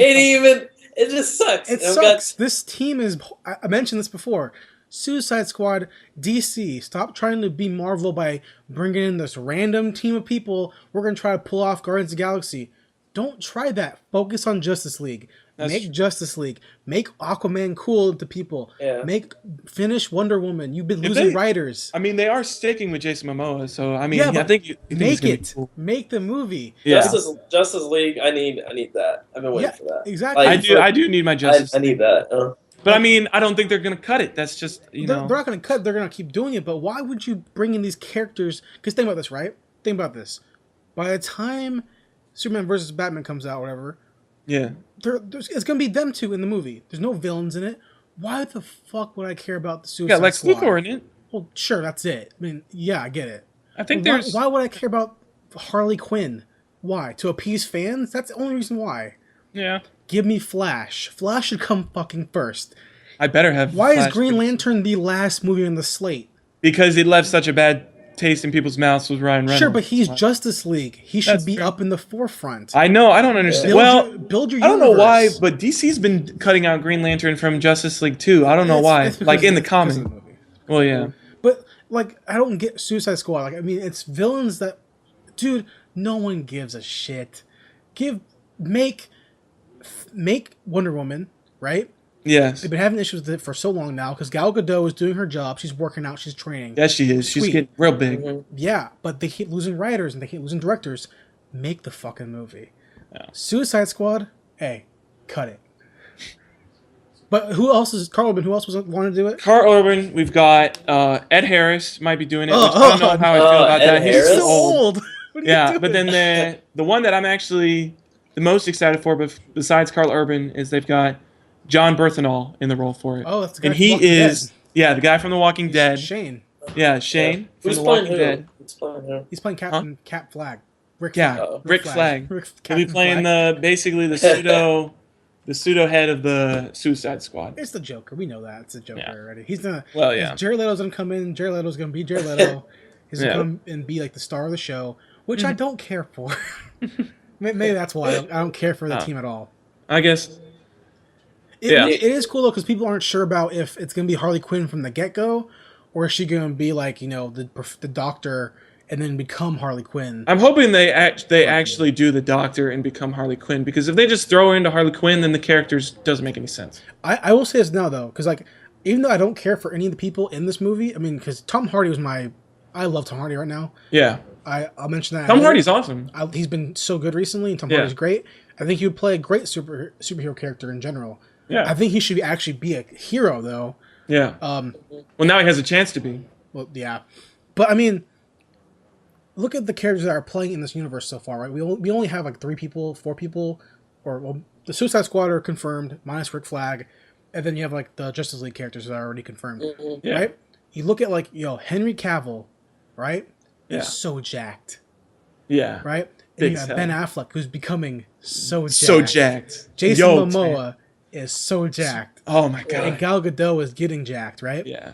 You don't want to fuck with that Justice League. Ezra Miller better be getting jacked for his Flash movie. I'm more I mean, not like big, but he should have some definition to him. Because I've seen him. Oh, sorry. No, go ahead. Well, Go ahead. Who is Ezra Miller? What is he from? He's just from Girls. That's the only thing I've seen him. And I think he was in Perks of Being. Sucks. And I think he was in Perks of Being a Wallflower too. Oh, okay. Along with Logan Emma Lerman Watson. and Yeah. Emma Watson. Emma Watson. I'm excited about the DC. But he movies. better get some definition. Like, he doesn't have to be like Ben Affleck big, but the Flash, he's not a scrawny dude. And Ezra Miller is a scrawny dude. He is a small motherfucker. Yeah, buff, man. The Flash It's needs small. to be, not like buff, but he needs to have some definition to him. You need to be able to tell, like, yeah, this guy could actually kick your ass. I mean, everyone needs to be buff. I mean, Yeah. actually, but What were you saying, Shaquille? Sorry. I'm kind of excited. Like, Oh. I want to see what they're gonna be more than like Marvel movies. Yeah, because you don't know. Yeah, that's what I'm saying. Because I really don't care about Marvel movies that much right now. But I mean, Ant-Man, like, because it's different. Yeah, because it's different. But like DC, I want to see where they go. What's Yeah. the most recent movie? Was it Man of Steel? Right. Man of Steel was the That's first. the one. Yeah. And I'm like, The one that, yeah. I want to see when they start like crossing, like Batman vs. Superman. Yeah, that's what I'm saying. Yeah, that's what I was Yeah, because I saying. mean, with Marvel, it's like you know what you're gonna get. We know. We've seen 9 movies of this universe. They found already. a formula that works for them, and they're going to stick with it. It's gonna be an action comedy with like one-liners here and jokes there. Right. But DC's going this route where like, hey, these aren't gonna be funny. These are gonna be serious dramas. And if they really, really wanted to do a good job, bring in Christopher Nolan, have him direct the Justice League movie. Be like, yo, Dude, that's here you gonna be go. so. But I don't know why, but but they're keeping with Zack Snyder. Snyder, like, which he Christopher can do. Nolan- He can do dark. He can do dark. He did He can Watchmen. do dark. Yeah, he did the Watchmen. He He did can do 300. dark. 300 is a pretty dark movie. But Christopher Nolan would come in and kill it. I think. That'd be massive, dude. Justice League, man, like really. I'm hyping. That's not even. It'd be He's like not even. From visionary director and writer Christopher Nolan, Justice League. Part 1, because they're splitting up into 2 parts. They just have the picture of him, like the text in the teaser, and that's it. Think about People- if he did a movie, right? It would be like from the director that brought you the Dark Knight trilogy, Interstellar, and Inception, And Justice Memento League. and It Insomnia. would be like, yo. Well, just those movies are the ones that really made him Yeah, who he yeah, I is, know. just those 3 movies, or Yeah. those 5 movies, whatever. It would be like, that would be insane. Because Zack Snyder's great, I guess, whatever. Yeah. I guess. I don't know. I mean, he's pretty good. Well, I mean, we'll he's find not, out. We'll find out when he's not a bad director. he's made some shit. People give him a lot of shit He's made for some his, shit. but I mean, I enjoy most of his movies. Is he the one that touched little girls? Who touched little girl? Oh yeah, I heard think about Zack that. Snyder- Yeah. Snyder touched No, little girls. who did was X-Men? Who did he abused. touch? No, hold on. Who did X-Men the movie? Who directed X-Men? Is that Bryan Singer? Singer? Is that Brian Bryan Singer? Brian Singer touched little girls. Snyder. Who did he touch? One of the guys was doing some dirty stuff. I can't He remember was which doing one the it dirty was. with a girl. It's either Bryan Singer or Zack Snyder. I can't remember who it was. I think it was Brian Singer. Actually, I think I heard about that. Yeah, it might have been. My next piece of news, though. Yes. Well, Shaquille, if you find out, you can let me know. Yeah.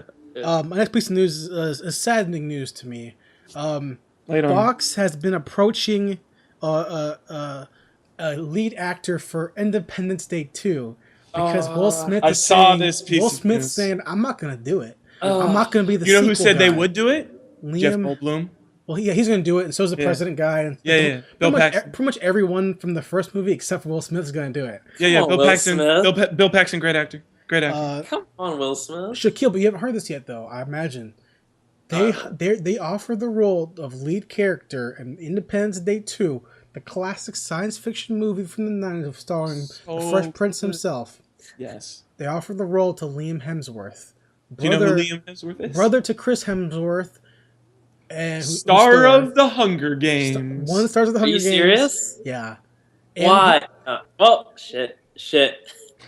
He was in Expendables Is it 2. dead in the water for you, Shaquille? Is it dead? Yeah, cut. You saying that cut movie. it? You saying cut Hey, that? Cut that Independence Day movie. 2, cut. Cut it. This movie has significantly lost steam for me. Yeah.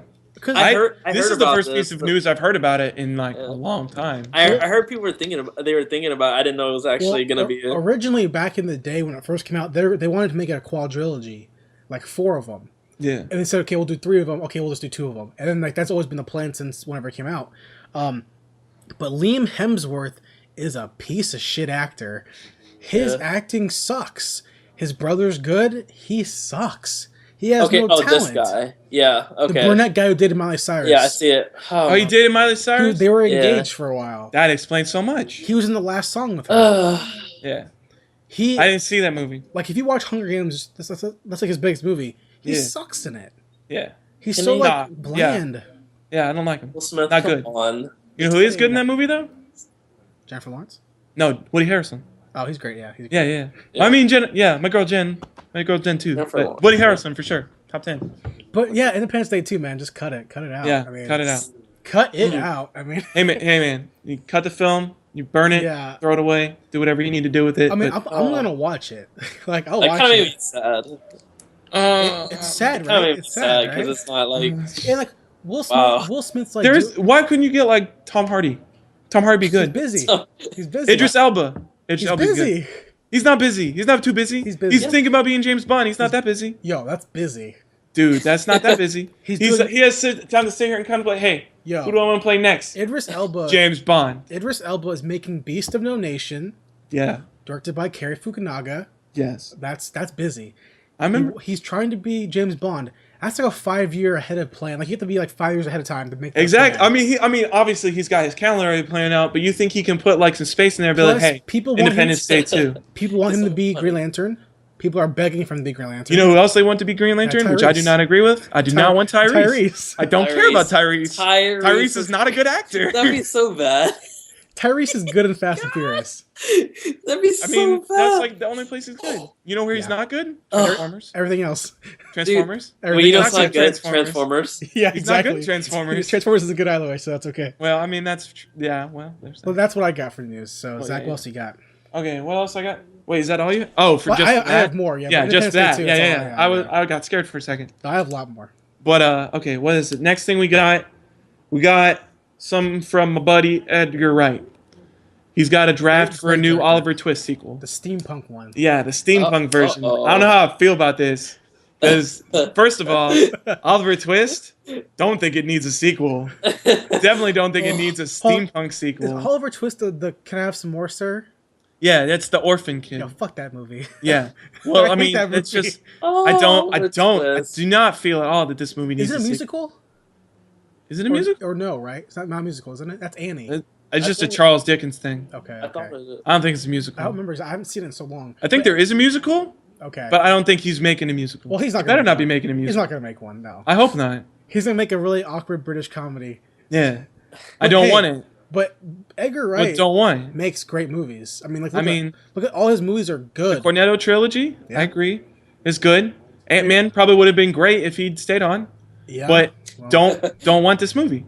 Don't want it. Yeah, I don't necessarily think that we need to see an Oliver Twist steampunk movie. I don't even know what that looked like. What are you going to do? I don't even think we need. Why would hey, can I have some more steam, sir? It'd be a robot Oliver Twist. With Dude, I don't want that. And, like, can I have another leg or something like that? Apparently, he like loses a leg, becomes like robotic steampunk. He's got to like change his oil and stuff. You know, if this movie's made and comes out, it'll become like a fucking like cult classic movie. I don't want to. I don't want to see it though. I do not want this movie. Sorry, dude. Tumblr. Oh, Tumblr would love this movie. Tumblr would fall in love with this movie for sure. There would be so many gifs of this movie, especially because you know they're gonna have that establishing shot where you first see steampunk, but Oliver Twist. It's gonna be some weird contraption where it goes over his face and he has like goggles or something like that. And you'd see so many gifs of that on Tumblr. It would be gifs galore of him having goggles come over his eyes on Tumblr. That's like Tumblr heaven. I want to see it now. You just convinced me. Because of that gift I just said.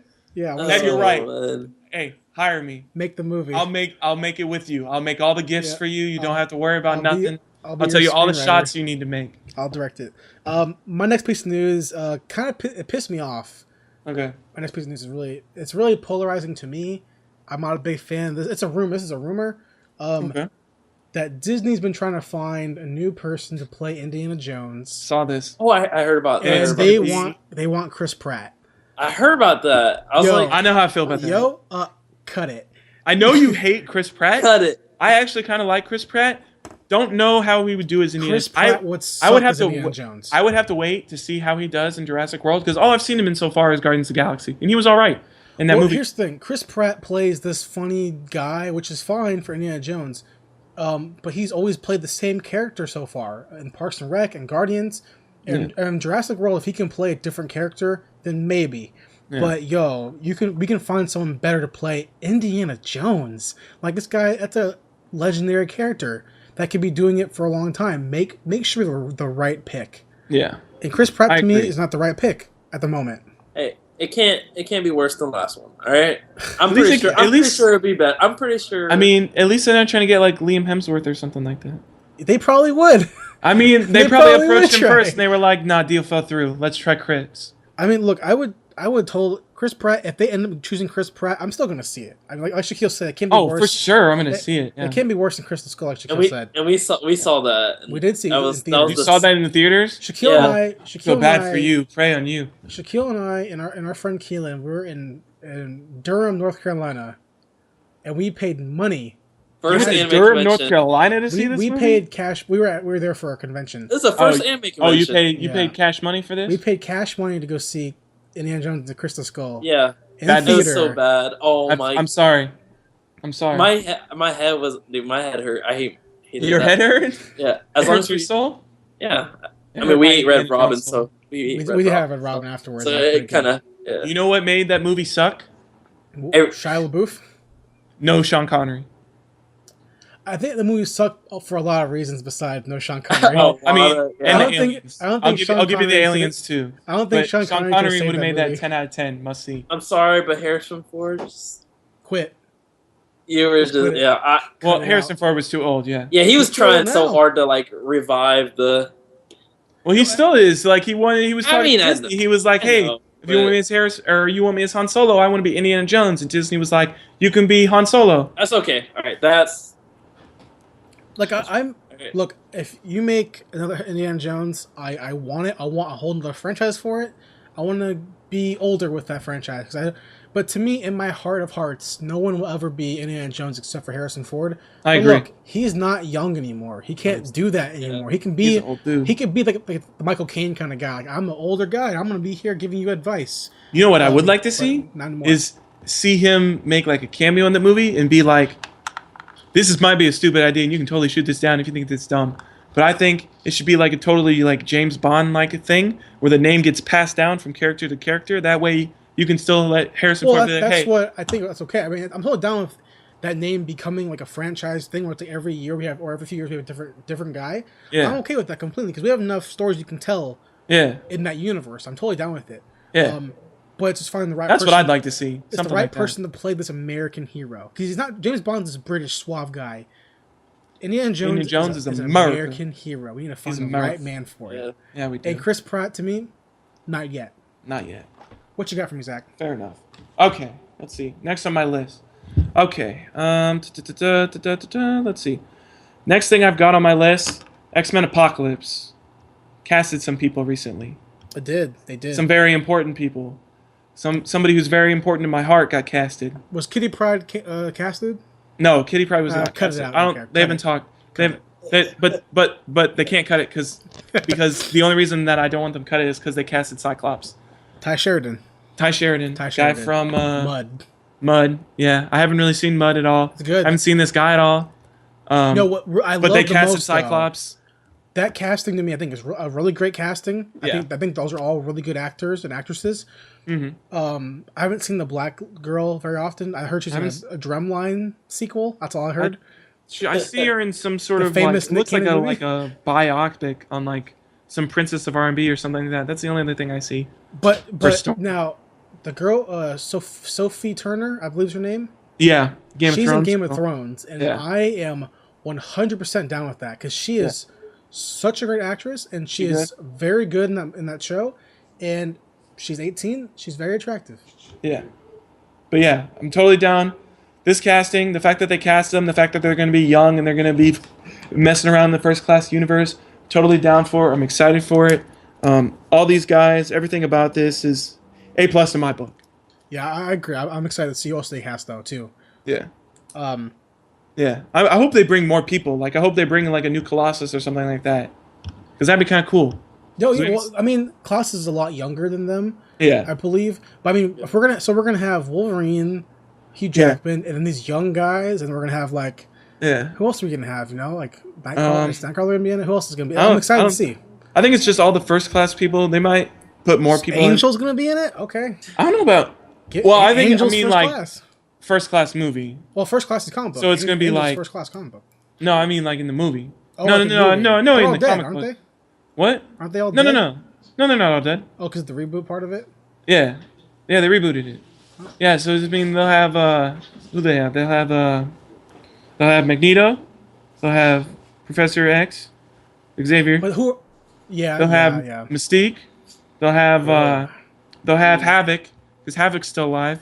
They better have Havoc. They won't have Havoc. They won't have. I want Havoc. They won't Havoc's have cool. But they won't have their brothers though. They won't have. Yeah, them I know. together. That's awesome. They won't have them. I should have that. I don't think they will. That's a cool dynamic for that. Like no other X-Men characters have that. Like that cool brother dynamic. I think it would be cool. Yes, I don't think they'll do it though. If they do it, they might be like a callback. Like it'd be like, hey, Cyclops, Scott, how'd you get your powers? Or something like that. Or what can you do? And he'd be like, my eyes. They cause havoc, or some shit like that, or something stupid. I don't think they'll actually have them together because that continuity was ruined with First Class by having Havoc be there and Scott not be there, stuff like that. Yeah. I think if they should bring in Angel because he's First Class. Yeah, I feel like they should. They should have and Beast. Beast will be there. Yeah, Beast will be there. But I don't like the Beast actor. Nicholas Hoult. I don't like him. He looks great in Mad Max. He was cool. I mean, is he? Oh, that is he. That is Mad Max, him. yeah, he's the bald guy with the fucked up face. Yeah, he looks good in Mad Max. Yeah, I mean, I don't like him as Beast. He's not as good. I like. That's probably the only. You're never gonna hear me say this ever again. The only good part about the X-Men 3 movie was the guy who played Beast. I liked him. Isn't that Kelsey Grammer? Yes, I think so. Kelsey Grammer from Frasier. Pretty sure. But that's the only part that I liked about that movie was the casting that they did on Beast. I thought he was really good. I do not like the guy they casted for Nick. I don't like Nicholas Hoult as Beast. I understand that. I completely see why people don't like him. I like him a lot. I think he's kind of a different take on Beast. Yeah. I like the casting so far. I'm excited. Like I said, I think Sophie Turner is my favorite pick of the three of them so far. Mm-hmm. I'm excited to see. My favorite character in X-Men has always been Kitty Pryde. So if they can bring in more Shadowcat, I'm into it. Now, if we can just get Gambit and stuff like that to come into this universe, which they should be doing. I'm pretty sure they're bringing Gambit in. I mean, I'm pretty sure Channing Tatum is going to be in the movie. He won't be born yet. I don't think. No, I think he will be. No, because I think Gambit's a lot younger, isn't he? I don't know exactly the age of the characters. So. But either way, if Gambit is cast in this movie, he comes in, he'll be a lot older than everyone else because everyone else is like 18, 16, 17. Mm-hmm. Gambit's going to be like Channing Tatum, like. And creepy, too. He's going to be creepy. Yeah. Why is he going to be creepy? Because it's Gambit, and Gambit's like. Dude, Gambit's suave, man. Yeah, Gambit's I know. like the X-Men version of James Bond. Yeah, unlike really on young people like that. I mean if he's going to be young too. I mean, Channing Tatum's a young dude. I mean, he's not as young as probably some of these other actors that they just cast. Well, the rest of the but I mean, like he's similar age to Xavier and Michael Fassbender and all them. Yeah. Everyone else the cast though is like 18. Well, yeah. So then you've got Jennifer Lawrence in it. Yeah, but I guess they made her seem like she's supposed to be older too. Yeah. And they won't have Nightcrawler because Nightcrawler that's her son, and stuff like that. Is it? Oh, Nightcrawler is her son with the guy from the First Class movie, the red guy. Yeah. They killed him too. But he's dead. Yeah. Yeah, they killed him in the second one. They killed all those people. Sadly, but my next piece of news, I think, is probably the best piece of news I've heard all year. Honestly, so lay it on me. You are excited for me. I hope Shaquille, you have. I'm sitting down. I'm sitting down. Both have thoughts about this. Is a really good piece of news. CBS. The channel CBS has ordered a pilot for Rush Hour TV show. What? Dude, first time hearing this. What? Probably the greatest piece of news I've heard all year. Question is, who's going to play Chris Tucker's character? Who's going to play Jackie Chan's character? And are they going to sing and dance at a karaoke bar? We don't know, but I bet they will. But we're going to find out. Are they? It's probably going to be cameos, though. I think Jackie Chan is too busy doing like movies in China. What is he doing? I haven't seen Jackie Chan. Movies in China. He's been. That's all he's been doing. Good shit in China, yeah. And Chris Tucker was fat. Then he lost weight. Then he got fat again. I think. I don't know how. So he got fat. He was fat in Silver Linings Playbook. So I don't know if he lost weight since then. Oh man, but Rush Hour 3 was ass. So but I didn't like Rush Hour 3 at all. TV show. I watch it.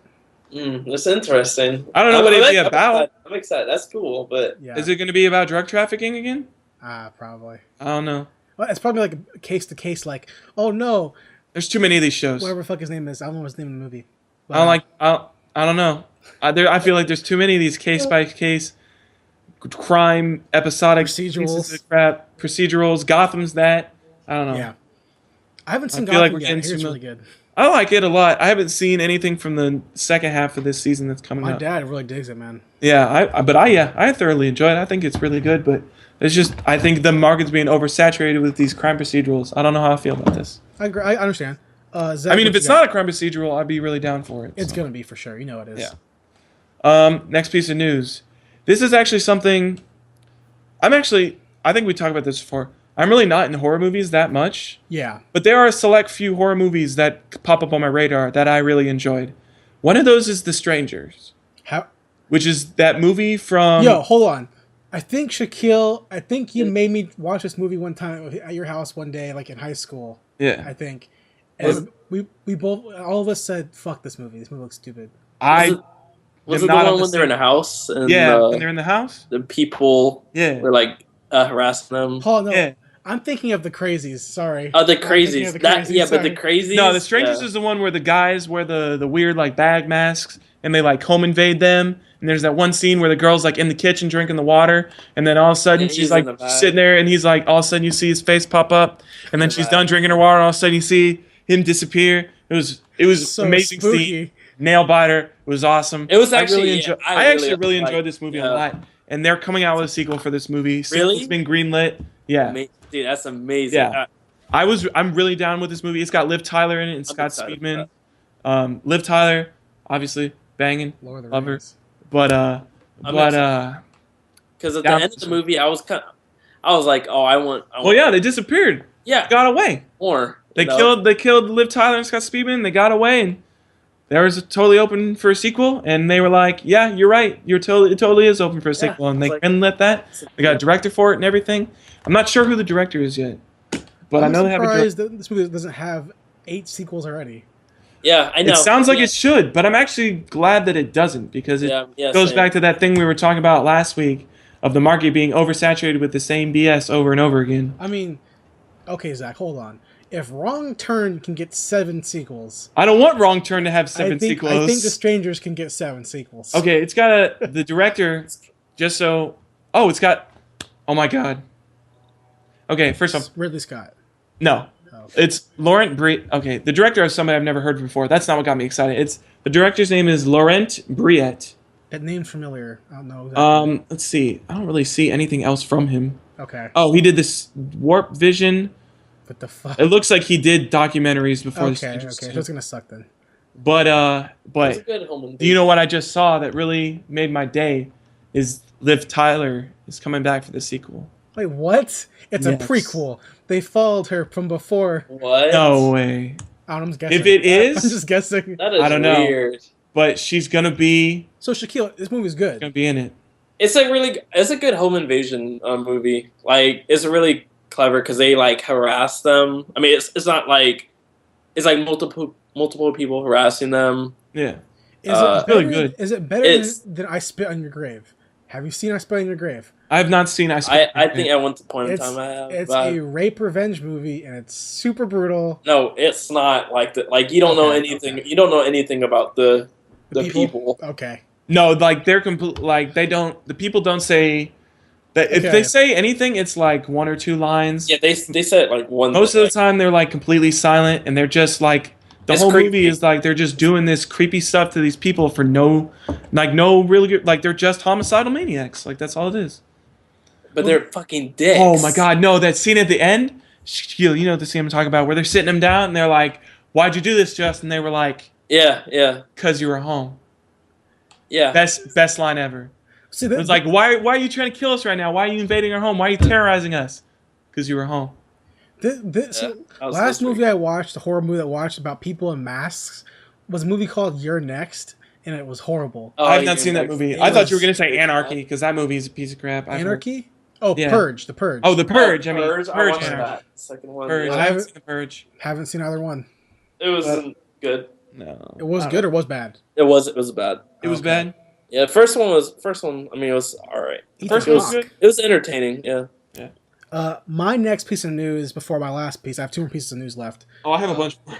Okay, it's fine. Whatever you got. Is that the Crow reboot? Oh, you took that. Luke Evans has officially cut. Yeah. Cut it out. What is up with? They said cut it. So he's gone. This from is it. hot.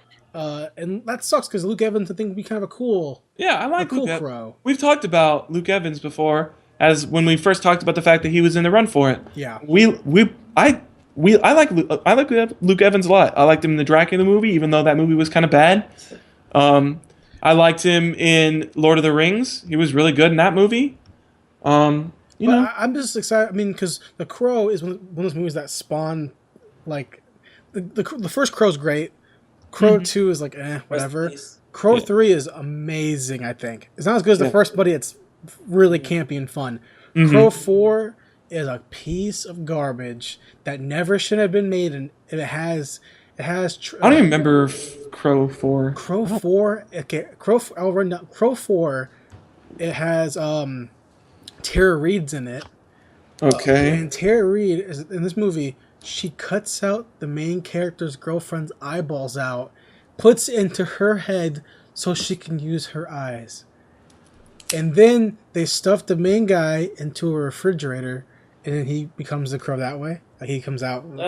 It's a bad movie. It's super bad. It's super shitty. Crow 3 is awesome and action-packed and fun. Crow 1's so. It's like dark and it's like no. I liked Crow 1. Rest in peace of Bruce Lee's son. Bruce Lee's son, rest in peace. His name? Brandon, yes. Brandon Lee, Bruce Lee's son, rest in peace. But yeah, the Crow. Going out for the homies. I'm excited to see what happens. I mean, it might just be scrapped because it's taking so long. I mean, just get it. I don't know. It might just end up being one of those movies that's on the docket for a really long time. But yeah. Zach, what you got? Okay. Now, next piece of news: production on Tarantino's new movie, The Hateful Eight, has its full cast revealed. It out. No, cut it. Green light it. This should already be in theaters. This should have already happened. You know who I'm tired of? Tarantino? I'm tired of 2 people in the film world. Quentin Tarantino. Thankfully, it's supposed to be his last movie. Apparently. Is it really? 2, Samuel L. Jackson. Cut it out. You're tired of Samuel L. Jackson? I've been tired of him since The Spirit. And this movie is like your kryptonite because this got Samuel L. Jackson and Quentin Tarantino. I'm tired of everything that these dudes are doing, man. Cut it out. I don't know, man. This cast has me excited. I mean, you've got Kurt Russell. Kurt Russell's awesome. You got Michael Madsen. Michael Madsen, Tarantino alum. Love him. Tim Roth, Bruce Stern.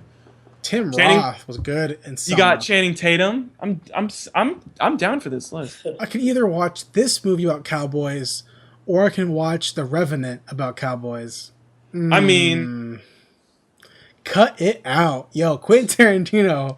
Nah, man. Tarantino, you keep doing your thing, homie. Quentin Tarantino's, in the past, 5 years, all he's done has been make shitty parodies of genre films. That's all he's been doing. That's how I feel about him. Is like he's been making these bad parody genre films that he makes them edgy and humorous. Come on. Go back to making Reservoir Dogs.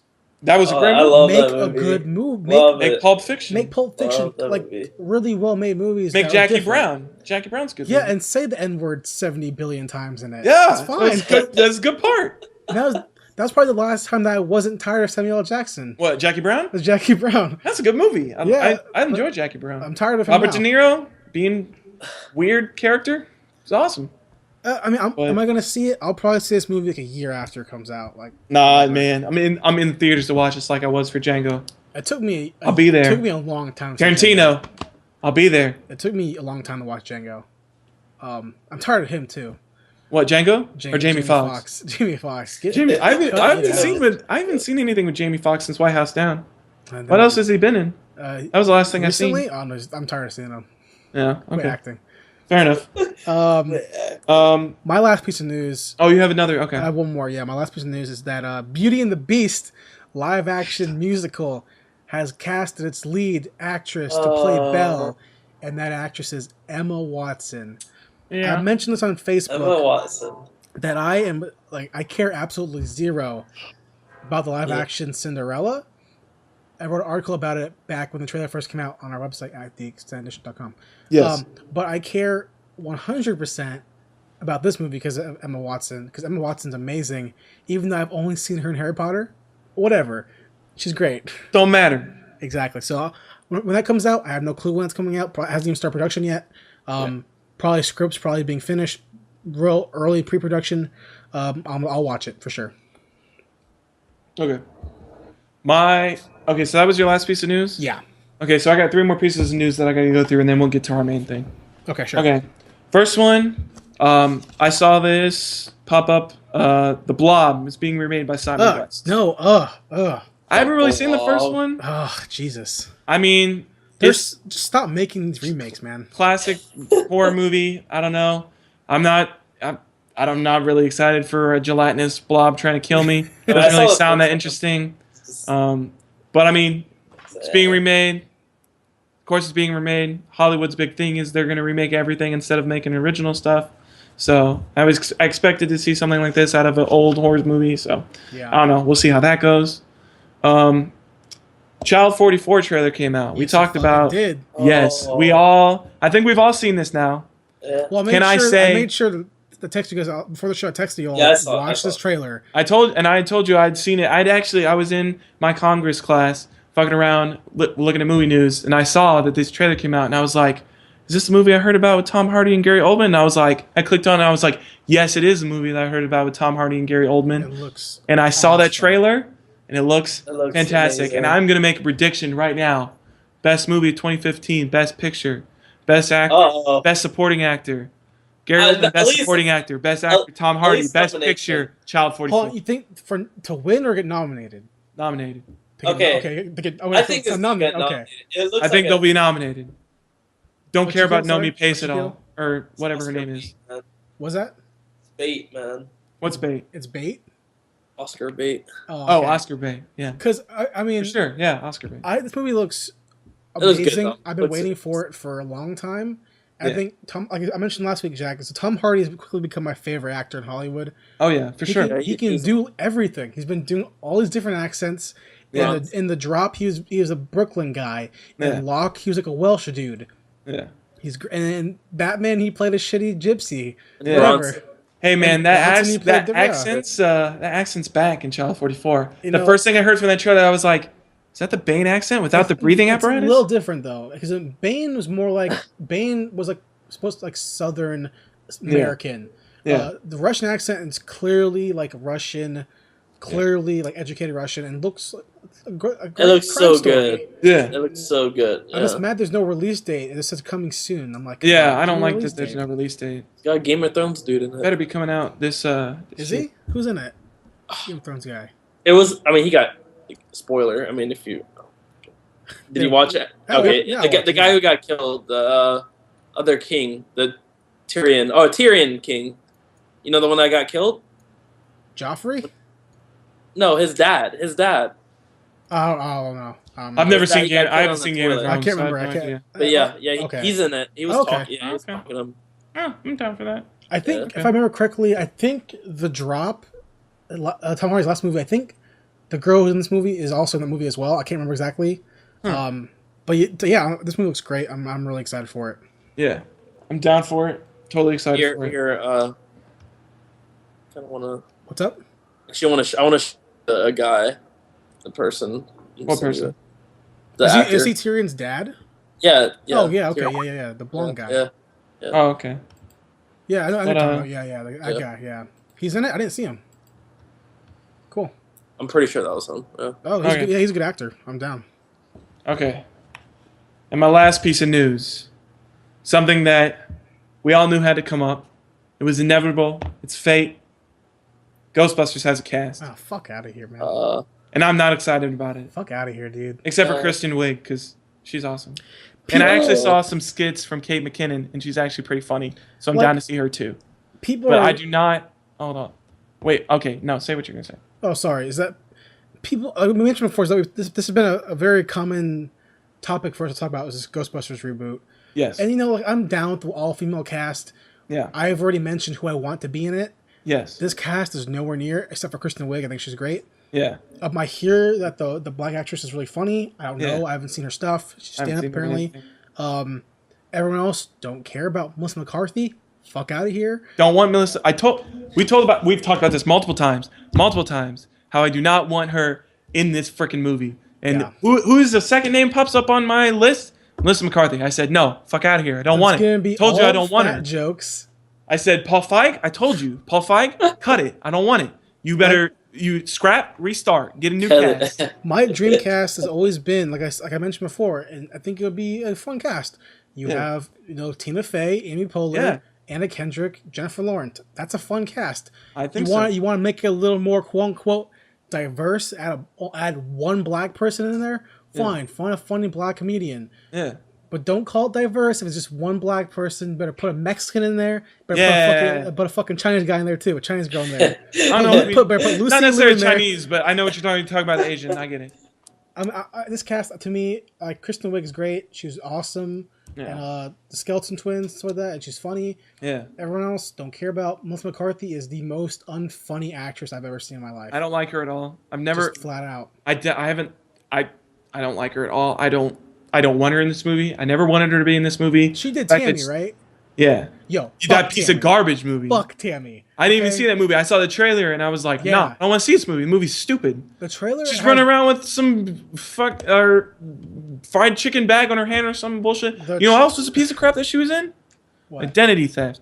With Jason Bateman. That movie's a piece of garbage. Look, you know why? Because she's in it. Melissa McCarthy. And people like her. I get it. But to me, all I'm going to see is a bunch of, yo, I'm fat. Yeah. Shut the fuck up. I don't want it. Get out of here. Don't want it. I don't want it. All fine. I don't want it. No, don't even cut it. You burn this, you scrap it, you get a new cast. I don't care what kind of story you made up, you scrap it. But people are excited though. People like this casting. I don't want the casting. I don't want it. You know who was excited for this casting? I'm gonna put him on blast. Nick Scarpino was excited for this casting. Nick Scarpino, love you. The Seducer, shut up. Get out of here. You don't know what you're talking about. Melissa McCarthy sucks. The awful actress. Yeah. And it also has I'm two things and then we can get on with it. Sure. I'm just gonna name the whole cast list. So we have Kristen Wiig, Melissa McCarthy, Kate McKinnon, and Leslie Jones. That's the whole cast for the main Ghostbuster girls. And we also have a release date. It's going to be released July 22nd, 2016. That's the date that who is it? Fox? Universal? I can't remember. I don't remember exactly. Let's see. It's shoot. Who is it? You know what? It's not important because I should scrap it. But you know what? Not important. Okay. But yeah, it's coming out July 22nd, 2016. And I'm not gonna watch it. I'm not gonna watch it flat out. I don't know. I'm not happy about this. I saw that casting and it literally made my day worse. Like I've been saying for a long time, or I mentioned this before actually too, my dream casting, is that I want Aubrey Plaza in it. Because Aubrey Plaza is really funny. Her humor is the deadpan humor.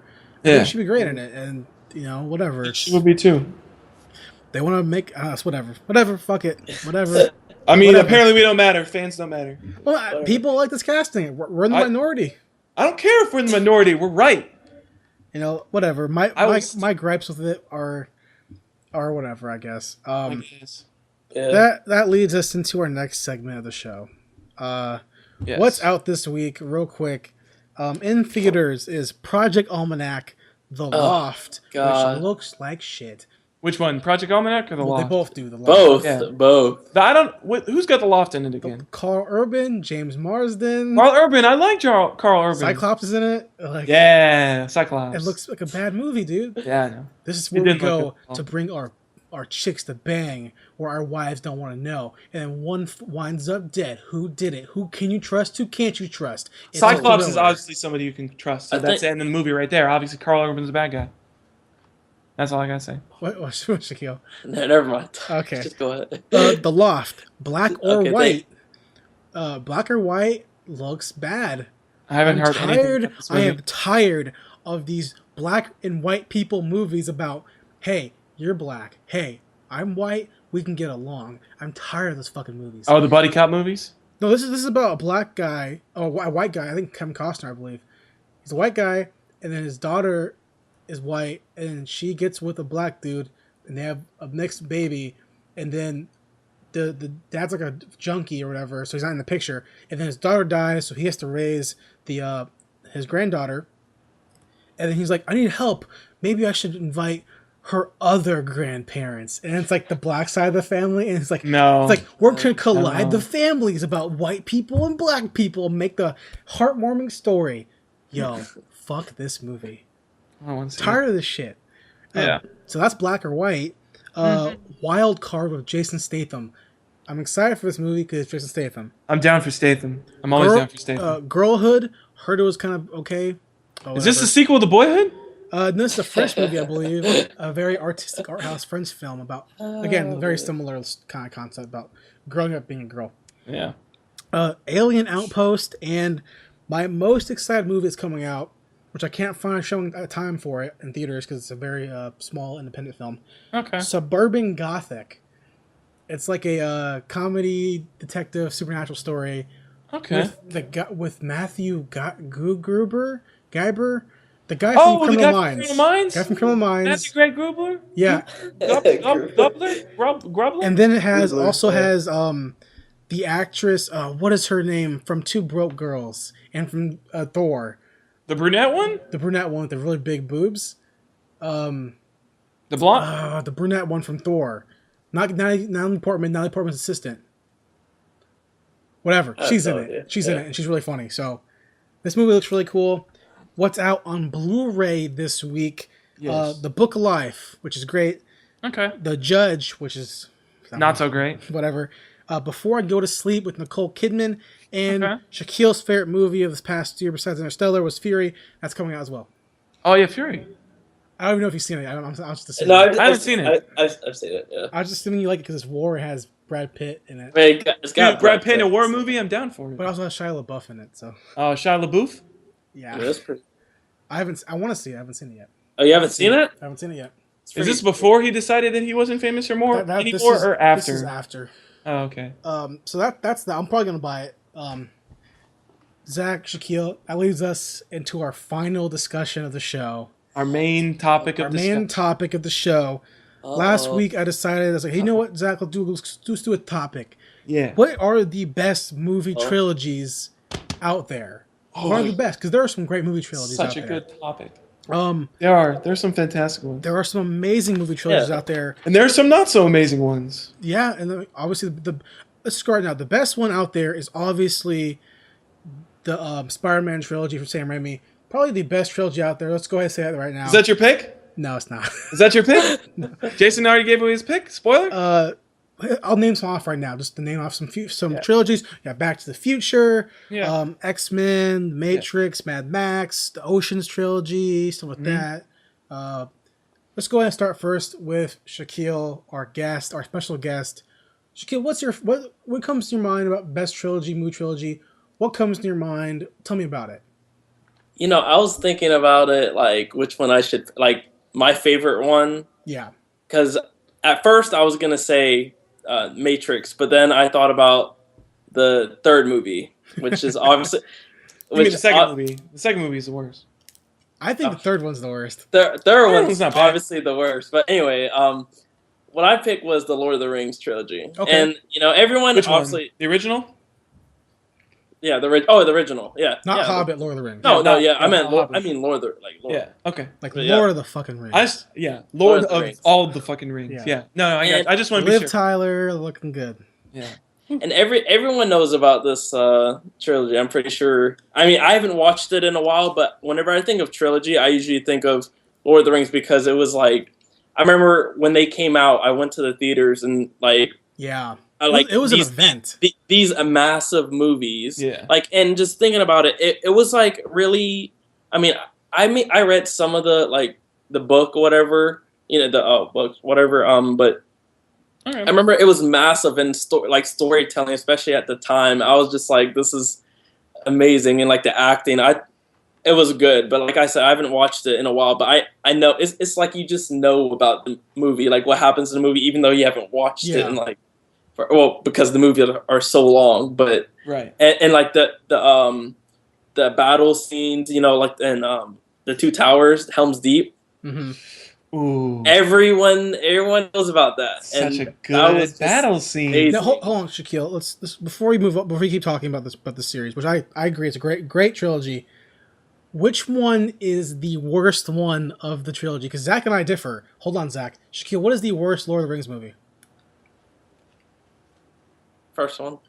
The first one. Okay. Ooh. Okay. That's fine. That's fine. I think. Like I mean, the second one's my favorite one. Oh, the third fuck out one, of here! Cut Yes! it out! Cut Yes, it out! Shaquille, you're on my side. Cut Fuck it yes. out! Are you serious, Yes. Jason? Yes. That is the worst Shaquille, one. Seriously? I'm so glad you're here to talk about this because Are he you- disagrees Hey, that the Jason, second one is not the best one. Are you serious? Two Like the second one Towers is the the one? worst Lord of the Rings. It is movie. not Are the you worst serious? one. It's I'm actually the second 100% best one serious. because the third one's the best. But the second one is a good movie. The third is the tie between the second and third. Like in my opinion, The third's the best by far for me. Flat out the right. But the order. second is way better than the The first. really order second. I love the second one, man. Going from best to worst. 3, 1, 2. 2 is the worst movie. It's so boring. No, 3, 2, 1. 3, 2, 1. no, No way. Yes. All right. 100%. Whatever. no. But the third one, I can see the third one is amazing as well. But I'm not saying the first one's like bad. So what's At your all, order, like- Shaquille? Is it 2, 3, 1? 2, 3, 1. 2, 3, 1? Okay. Yeah, I can see that. Yeah. I mean, But I agree. The Lord of the Rings, like even if I don't like Two Towers, it's like it was like an event. Yeah. Whenever you watch those movies, it's an event. It is a challenge to watch those movies. Yeah. yeah, and I mean, I just thought of it more complete than like Matrix, because like I mean, I don't know. You get a I final don't know if story. you guys are gonna. I don't know if you guys are gonna pick Matrix, but like, No. like Not happening. And I love the. I mean, Matrix, it was good. I Yeah, like, I love the it. first Matrix. But the third one, probably just because I mean, everyone knows the ending. Like, yeah. The ambiguous That ending, was which not, Jason was said like- he hated earlier. yeah, as long as I mean, at least like we had the well, okay, never mind, fuck that. No, okay, never mind. But for Lord of the Rings, at least it was like more complete, I guess. Lord of the Then Rings, since every movie in Lord of the Rings is 3 hours long, you That have this was- 9-hour epic series. It's like you really are Yeah. getting a full trilogy of everything, you know. Yeah. And it's one of those things where you kind of have to watch them back to back to back to get the full story because that's the way they're meant to be watched. Yeah.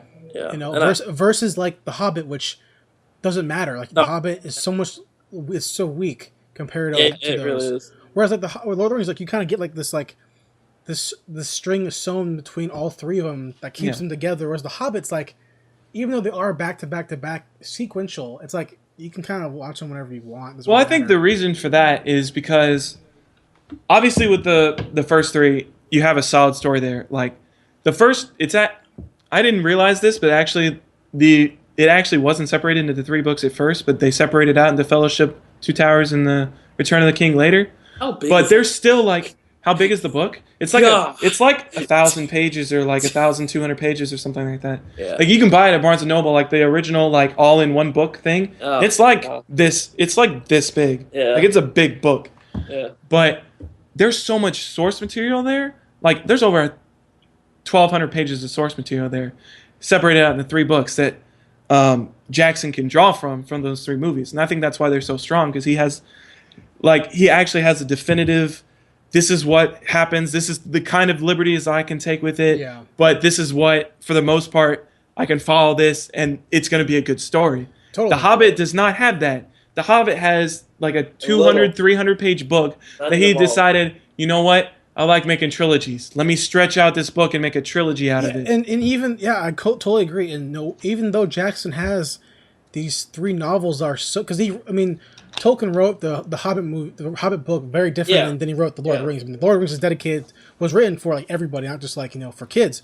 Yeah. It was written way more in depth, much like the Silmarillion is. But it's Yeah. like he wrote this series, and Jackson has this huge book to pick from.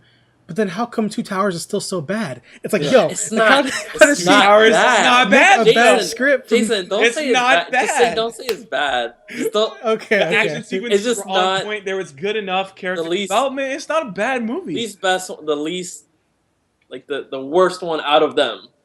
It's a bad movie, though. It's not. All right. No, yeah. but like the third Battle of 5 Armies or whatever for a Hobbit.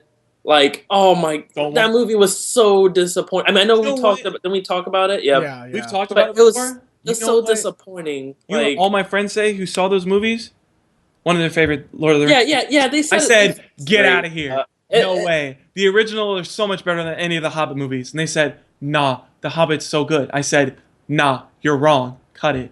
You're dead wrong. And, It was I mean, so disappointing to The me. fifth, and I said straight up to her face, I was like, the Battle of the Fire Armies is so bad. When you can't understand why you picked that title of the movie because you can't count how many armies there are, it's a bad movie. and that's why Zach's single right now.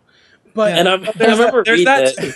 It's He's good. actually in a relationship with somebody else, but don't worry about it. I like the book. I remember reading the book back in the day. I mean, it was.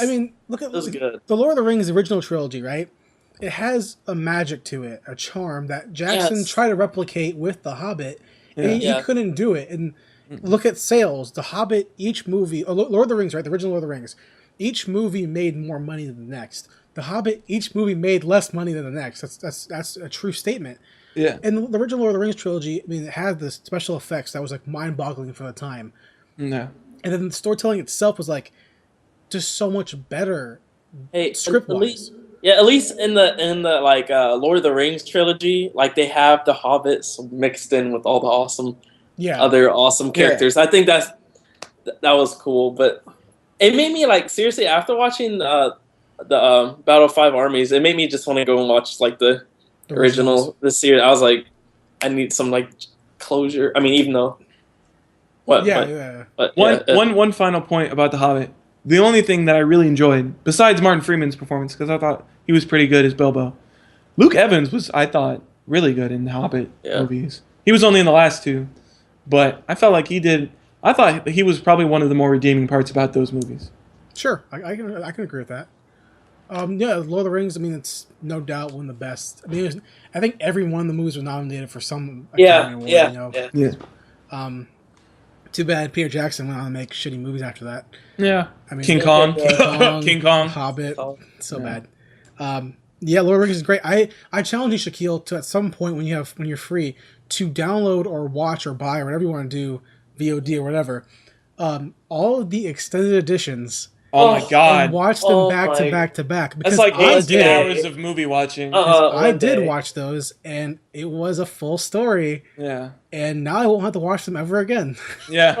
That's like 18 That's hours. how it is. That's like 18 hours of film. Like, that's a lot of film that he cut out of those movies. Yeah. Oh, that's pretty. And like honestly, when I was watching because I was listening to the audiobook Lord of the Rings. Yeah. Which I stopped listening to, but I was listening to it, and like when I was a kid watching Lord of the Rings, I didn't understand. I didn't really catch a lot of the things, but those movies are really close. There's things cut out of the script compared to the book, but there's a lot of things that are actually still in there. So I can imagine. Yeah. you know, I remember seeing it at like the first one when it came out. I was in like some. When was it? Was it like 99 or something like that? 2000 and 2001. One of those two. Yeah, I think it was 2001. I was somewhere and I was like, it was a massive movie for me. I think it came out when I was in like just first or remember I second loved grade. it. I think it was like 2001. I mean, Yeah, it's a even to this day great movie. Probably one of the best fantasy made movies of all time. Probably. I would agree with that. For sure. Star Wars. I mean, well, that's not fantasy. Well, usually it's sci-fi Yeah, and fantasy it's- category. yeah. Some people consider that space fantasy. But It's science fiction. Yeah. I consider that science fiction. But they make the genre science fiction and fantasy, which is stupid because they're two different things. Yeah. It's like, hey, what's the same thing as like Lord of the Rings or Star Wars or Lord of the Rings, Star Trek? Completely different fucking things. Yeah. Great pick, Shaquille. Great pick. Yeah. I agree. Zach, Okay. Here you go. Zach, what is, in your Business. opinion, what is one of your favorite movie trilogies, Zach? Uh-oh. Jason, Yeah. Shaquille. Yeah. This was a hard decision for me. At first, when we did this, If you when say Jurassic Park, no, okay. but it was close. But no, it If you wasn't. say but Blade. it wasn't. No, Okay. but I was thinking. I was like, after I got off of Skype with you, and I was thinking about it, I was like, greatest movie trilogies of all time. What do I want to pick? I said, Indiana Jones? Nah, not Indiana Jones. I said, Star Wars? No, wait, we made that rule about Star Wars. No Star Wars. I said, Lord of the Rings? Nah, get out of here. What did I say? I said Toy Bad Story? movies. I said Toy Story? Nah, get out of here. No Toy Story. I said Infernal Affairs? Nah, too much. What else did I say? I said The Matrix? Nah, no Matrix. Taken. I said Terminator. No Terminator. No Taken either. And then I thought, what is something that you love more than anything else, Zach? What is something that touches into your inner child and Matt Damon's reminds you of your famous childhood? movie, We Bought a Zoo. Close. Okay. Oh, that was the other one. I was like, Bourne trilogy? Nah, get out of here. But the movies that I thought of, I said it has to be a Western. They have to be Westerns. Because what is more childlike than cowboys and Indians? Star Wars. Or Mexicans? Racism. Maybe not racism. Okay, that's cowboyish. On a very social, political standpoint, very childish, yes. Very childish, yes. True. Fair enough. But no, it had to be Sergio Leone's Dollars trilogy starring Clint Eastwood. Man, no name. Classic. Man with no name. Fistful of dollars for a few dollars more, the good, the bad, and the ugly. Each one got progressively longer, and each one was progressively better, except for a few dollars more. But I'll talk about that later. Yeah. But that's, in my mind, greatest movie trilogy of all time. What about it? Dollars trilogy. Everything, man. Clint Eastwood in these movies. It's there, man. I don't know, man. He just taps into the inner badass that you want out of your cowboy character. He is somebody. Doesn't he rape a girl in Good, the Bad, and Ugly? No. Probably. I mean, I'm pretty sure he raped. That's what they did. No. I'm pretty sure. No, that was the Mexican dude. No, I'm pretty sure in one of the Clint Eastwood movies, I can't remember what it was. Maybe it's Unforgiven. I don't know. Or is he in Unforgiven? I don't remember. He's in a barn with a white girl, and he like rapes her. and then he walks away. Like he was like, what movie is that? I definitely don't remember any barn. Damn, Cleveland. I don't think that's this trilogy. Shitty, man. But the Dollars trilogy. The last one. It was a really High Plains Drifter. Okay. Wait, what? Okay, that's the movie. High Plains Drifter. High Plains Drifter. That's when he rapes the girl. Okay. Never heard of it. It's never seen it. Cowboy movie. It's really good. I just forgot. Oh, it's a cowboy movie? Yeah. But no, this was really good. Clint Eastwood was. It's probably the best I've ever seen Clint Eastwood. I like young Clint Eastwood. I like young Clint Eastwood a lot. And him being a cowboy is like the pinnacle of like what I want Clint Eastwood to be when he's in a movie. Just straight up, huh? You think that him in these cowboy movies is better than him in Dirty Harry? I mean, because Dirty Harry is like... Dirty Harry's good. See, Dirty Harry's good. But there's four of them, so... But there's four of them, so yeah, so couldn't pick Dirty that. Harry is... But also, I feel like it's the same type of character, but set in like 1960s. Yeah, but isn't every Clint Eastwood character the same character? I mean, really think about it, like it's the same guy. I'll give you that. It's Johnny Depp. But they all don't smoke a cigar out of the side of their mouths and go light it off their boot or off the back of somebody's head and go. Yeah. Also, you know what was on bet in this game? Your life. Good also, quote. Dirty Fantastic. Harry. But Dirty Harry has. Doesn't Dirty Harry have? Did I shoot 5? Or is that? Oh no! Yeah, it's our. What was it? Is that? I've got 6 bullets in this gun. Or I've got 6. Yeah, I've got 6 bullets. As we murder this quote. Now I can't remember if I shot 5 or 6 of them. Do you feel lucky? But you got to ask yourself a question. Do you feel lucky? Yeah. Well, do you, punk? But yeah, those are all pretty much the same character. Yeah. But the one thing that I do think that Dollars has more so than like Dirty Harry is in the very first Man with No Name movie. Yes. When he's captured towards the end of the movie, he kicks a barrel to a door. Such a good scene. I don't get it because the barrel explodes. Well, yeah, it totally explodes. It's an empty barrel, but it explodes and it kills like the 2 guys. Or it kills something. like 2 or 3 guys. And they were like big dudes too. Yeah, I'm like, what the fuck? Well, and it's like this barrel just exploded, and nobody heard anything. Yeah. And he totally has enough time to crawl out and hide behind this corner that's 2 feet away from this door, and nobody sees him behind the corner. But that's why it's kind of like, you know. But I mean, it's spaghetti western. It's Italian. Kind of have to forgive it for that. And I mean, I enjoyed them a lot. I really enjoyed Clint Eastwood in these movies. He's cool. My ranking of these movies is 3, 1, 2. I think 2 is the weakest out of them. I agree. I would agree with that. But Three is the universal. best. 3's the best by far. Well, I think Three is so everyone good. knows, like, If you, most people have seen 3 more than they've seen the other ones. I think probably. people in general have just seen. Like, if you say, "Hey, you like Clint Eastwood?" Oh man, I love The Good, Bad, the Ugly. They don't even think about. They don't even think about like the other 2. Yeah, the Fistful of Dollars or anything. Yeah. Mm-hmm. But I mean, it's just. I'm going to go back to that point that I think just these movies in general are so iconic, especially the score that was made for these movies. Though, wah, wah, wah.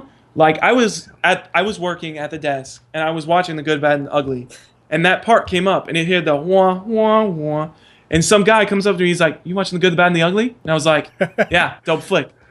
Yeah, I mean, it's people just hear that little bit. They don't even hear any dialogue. They hear that little musical score that he made, and people are like, "I instantly recognize that." I mean, yeah. And there's you think of westerns when you hear that. Yeah. I mean, yeah, and that's another thing. It's like when people parody westerns or like they parody like gunfights or Mexican standoffs or anything like that, they use that score. Yeah. They use that little 10-second blurb to let you know this is a western. These guys are about to fight. Shit's about to go down. It's about to be really, really fast, quick draw type of stuff. Y'all should have a western episode. What's the best western about? Good, Bad, and Ugly. That's my. I mean, there's some other good Unforgiven, Young Guns. There's some other good western actors. Hang 'em High. Tombstone. Yeah, there's some great cowboy movies, man. Yeah, but there's some other good actors like John Wayne. John Wayne. I mean, besides him, right to John Wayne. Yeah. No, yeah, I completely the Bronson, agree. though, Once Upon a Time in the West. But True Grit. True Grit, yeah.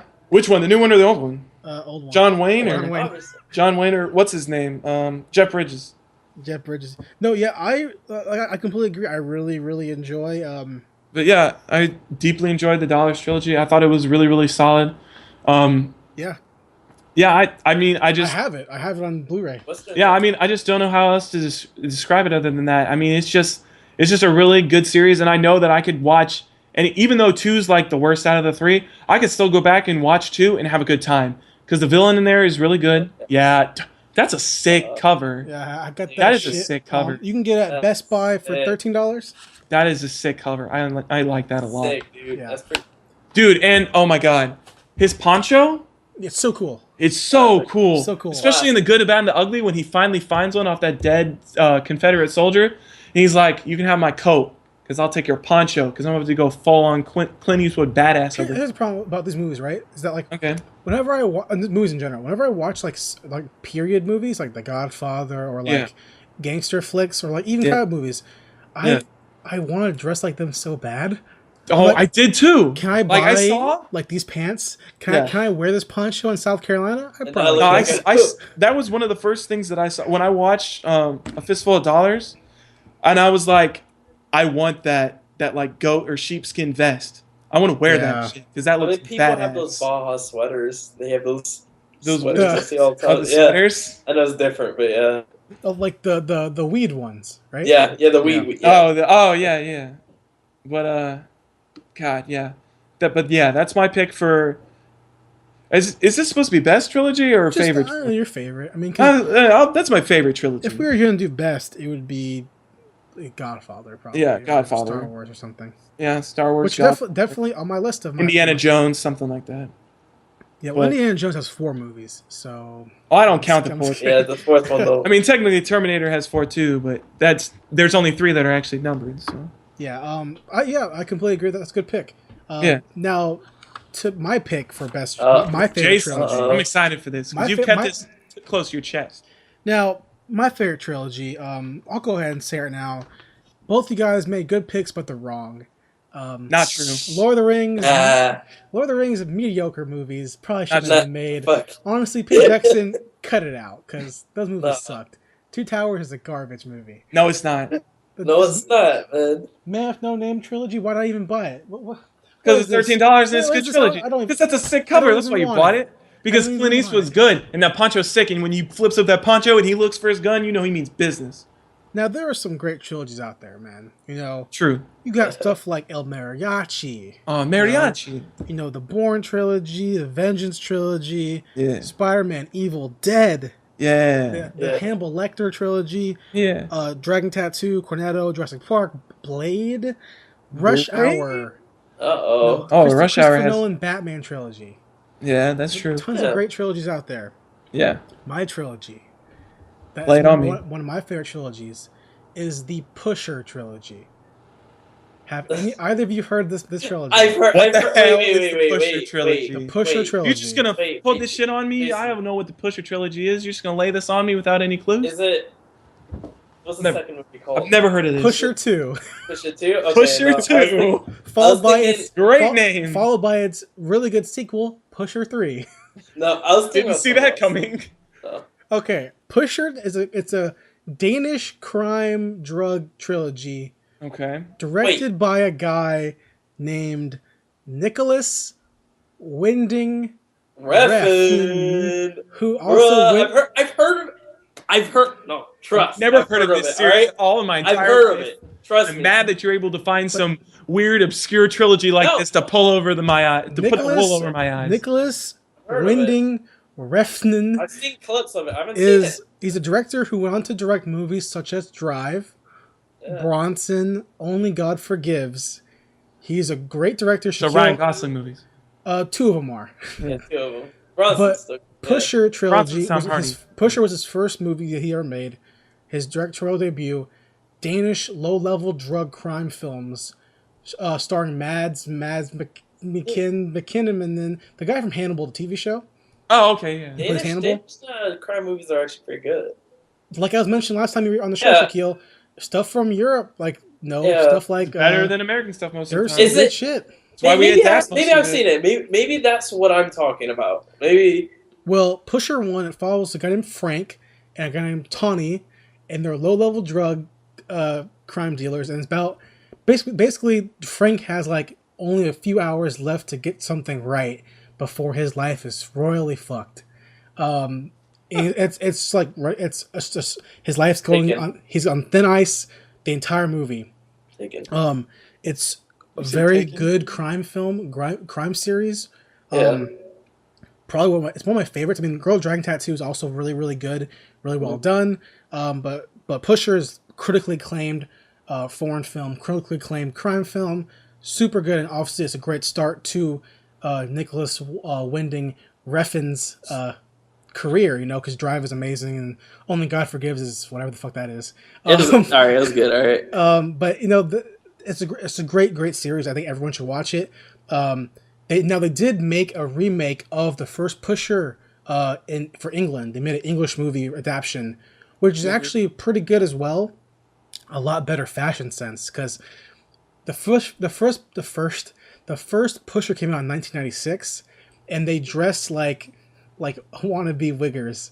Like they wore like baggy clothes, like Adidas track jackets.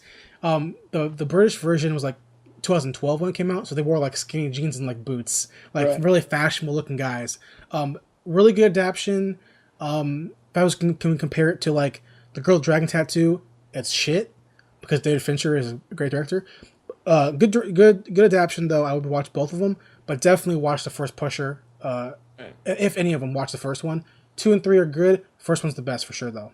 It took 10 years for it to release in the U.S. Dude, I guess that's what it said. I mean, stuff like that takes a long time because, you know, between like the story stuff like that, just actually finding a director who wants to make it, to sub it, translate it. You know what I mean? First his first movie, right? Is that It's his first movie. Yeah. Dude, that's It's his cool. first I'm film. gonna watch it. You can if you've seen Bronson or if you ever seen like Drive or whatever, you can tell that his roots he goes in balls deep real fast with the crime stuff because Pusher is like, it's like his guy comes into the game with this naturally good crime telling story ability, and it only gets better. It's only been getting better since Pusher 1. So I'm really excited to see what he does next. I mean, because Only God Forgives was like such an art house movie, and even though I liked it a lot for what it was, it's not Drive and it's not Pusher. But I love Bronson and this guy. Bronson, I love it. Refn, he can get weird. He can get weird. He can get crimey. He can do both sides of the coin. Yeah. So he's one of my favorite directors at the I want moment. to see more. Yeah, I want to see more of him. I always want to see like more movies that he does. He has 2 more slated coming out. I'm not sure I forgot what they're called, but he has 2 more on his roster. But I'm not sure if they're like Pusher quality or like Drive or something like that. Yeah. But that's one of my favorite trilogies of all time. Obviously, if I was picking like the best one is Godfather. Godfather's my favorite trilogy. Godfather, yeah. But Pusher is definitely up there. Star Wars would probably be mine for one of the best. But. 1, 2, and 3 are amazing, man. I love 1, 2, and 3 are probably the best. Phantom Menace, so good. Attack of the Clones, and then Revenge of the Jedi or whatever, Revenge of the Sith, whatever the fuck. I'm pretty sure a lot of people it'd be like one of those two.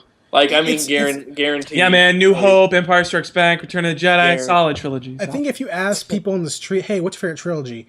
It's Back to the Future or Lord of the Rings, maybe. Lord of the Rings, Godfather. I don't know. I mean, I don't know because a lot of those. It's actually hard when you actually think it. about it. There's a lot more trilogies in there than you would actually think. Evil Dead's a great trilogy. Like, I didn't actually think about this until I was actually looking it up, but Toy Story is a trilogy, and I completely forgot about that. I mean, they're making a 4th one, but yeah, it's a trilogy. They are? They're making a 4th one? Making a 4th one. Oh, I did not know that. Yeah, I mean, there's some great stuff, man. Yeah. It was very hard for me not to pick Back to the Future. I love Back to the Future, but Pusher is different, and it's interesting, and I love crime stuff. You gotta go with it, man. Yeah. Mm-hmm. So I agree. For sure. Thanks, guys. Zach, Okay. where can they find us online? They can find us online at facebook.com/Zach and Jay's Ticket Stubs. They can find us on YouTube at youtube.com/Ticket Stubs Podcast.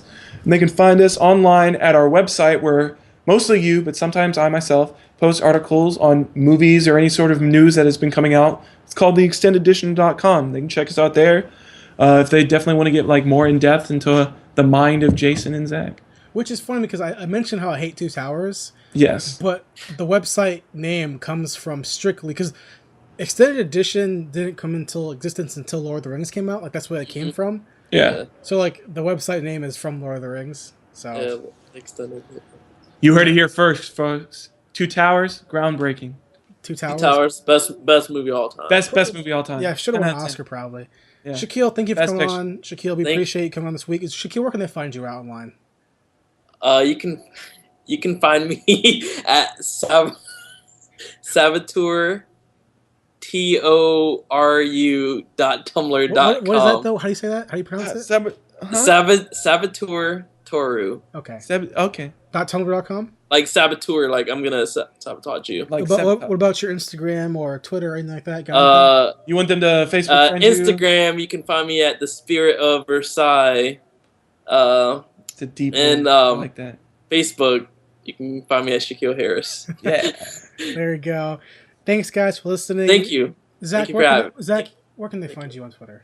Where can they find me on Twitter? Yeah. You can find me at Zach Austin Tyler.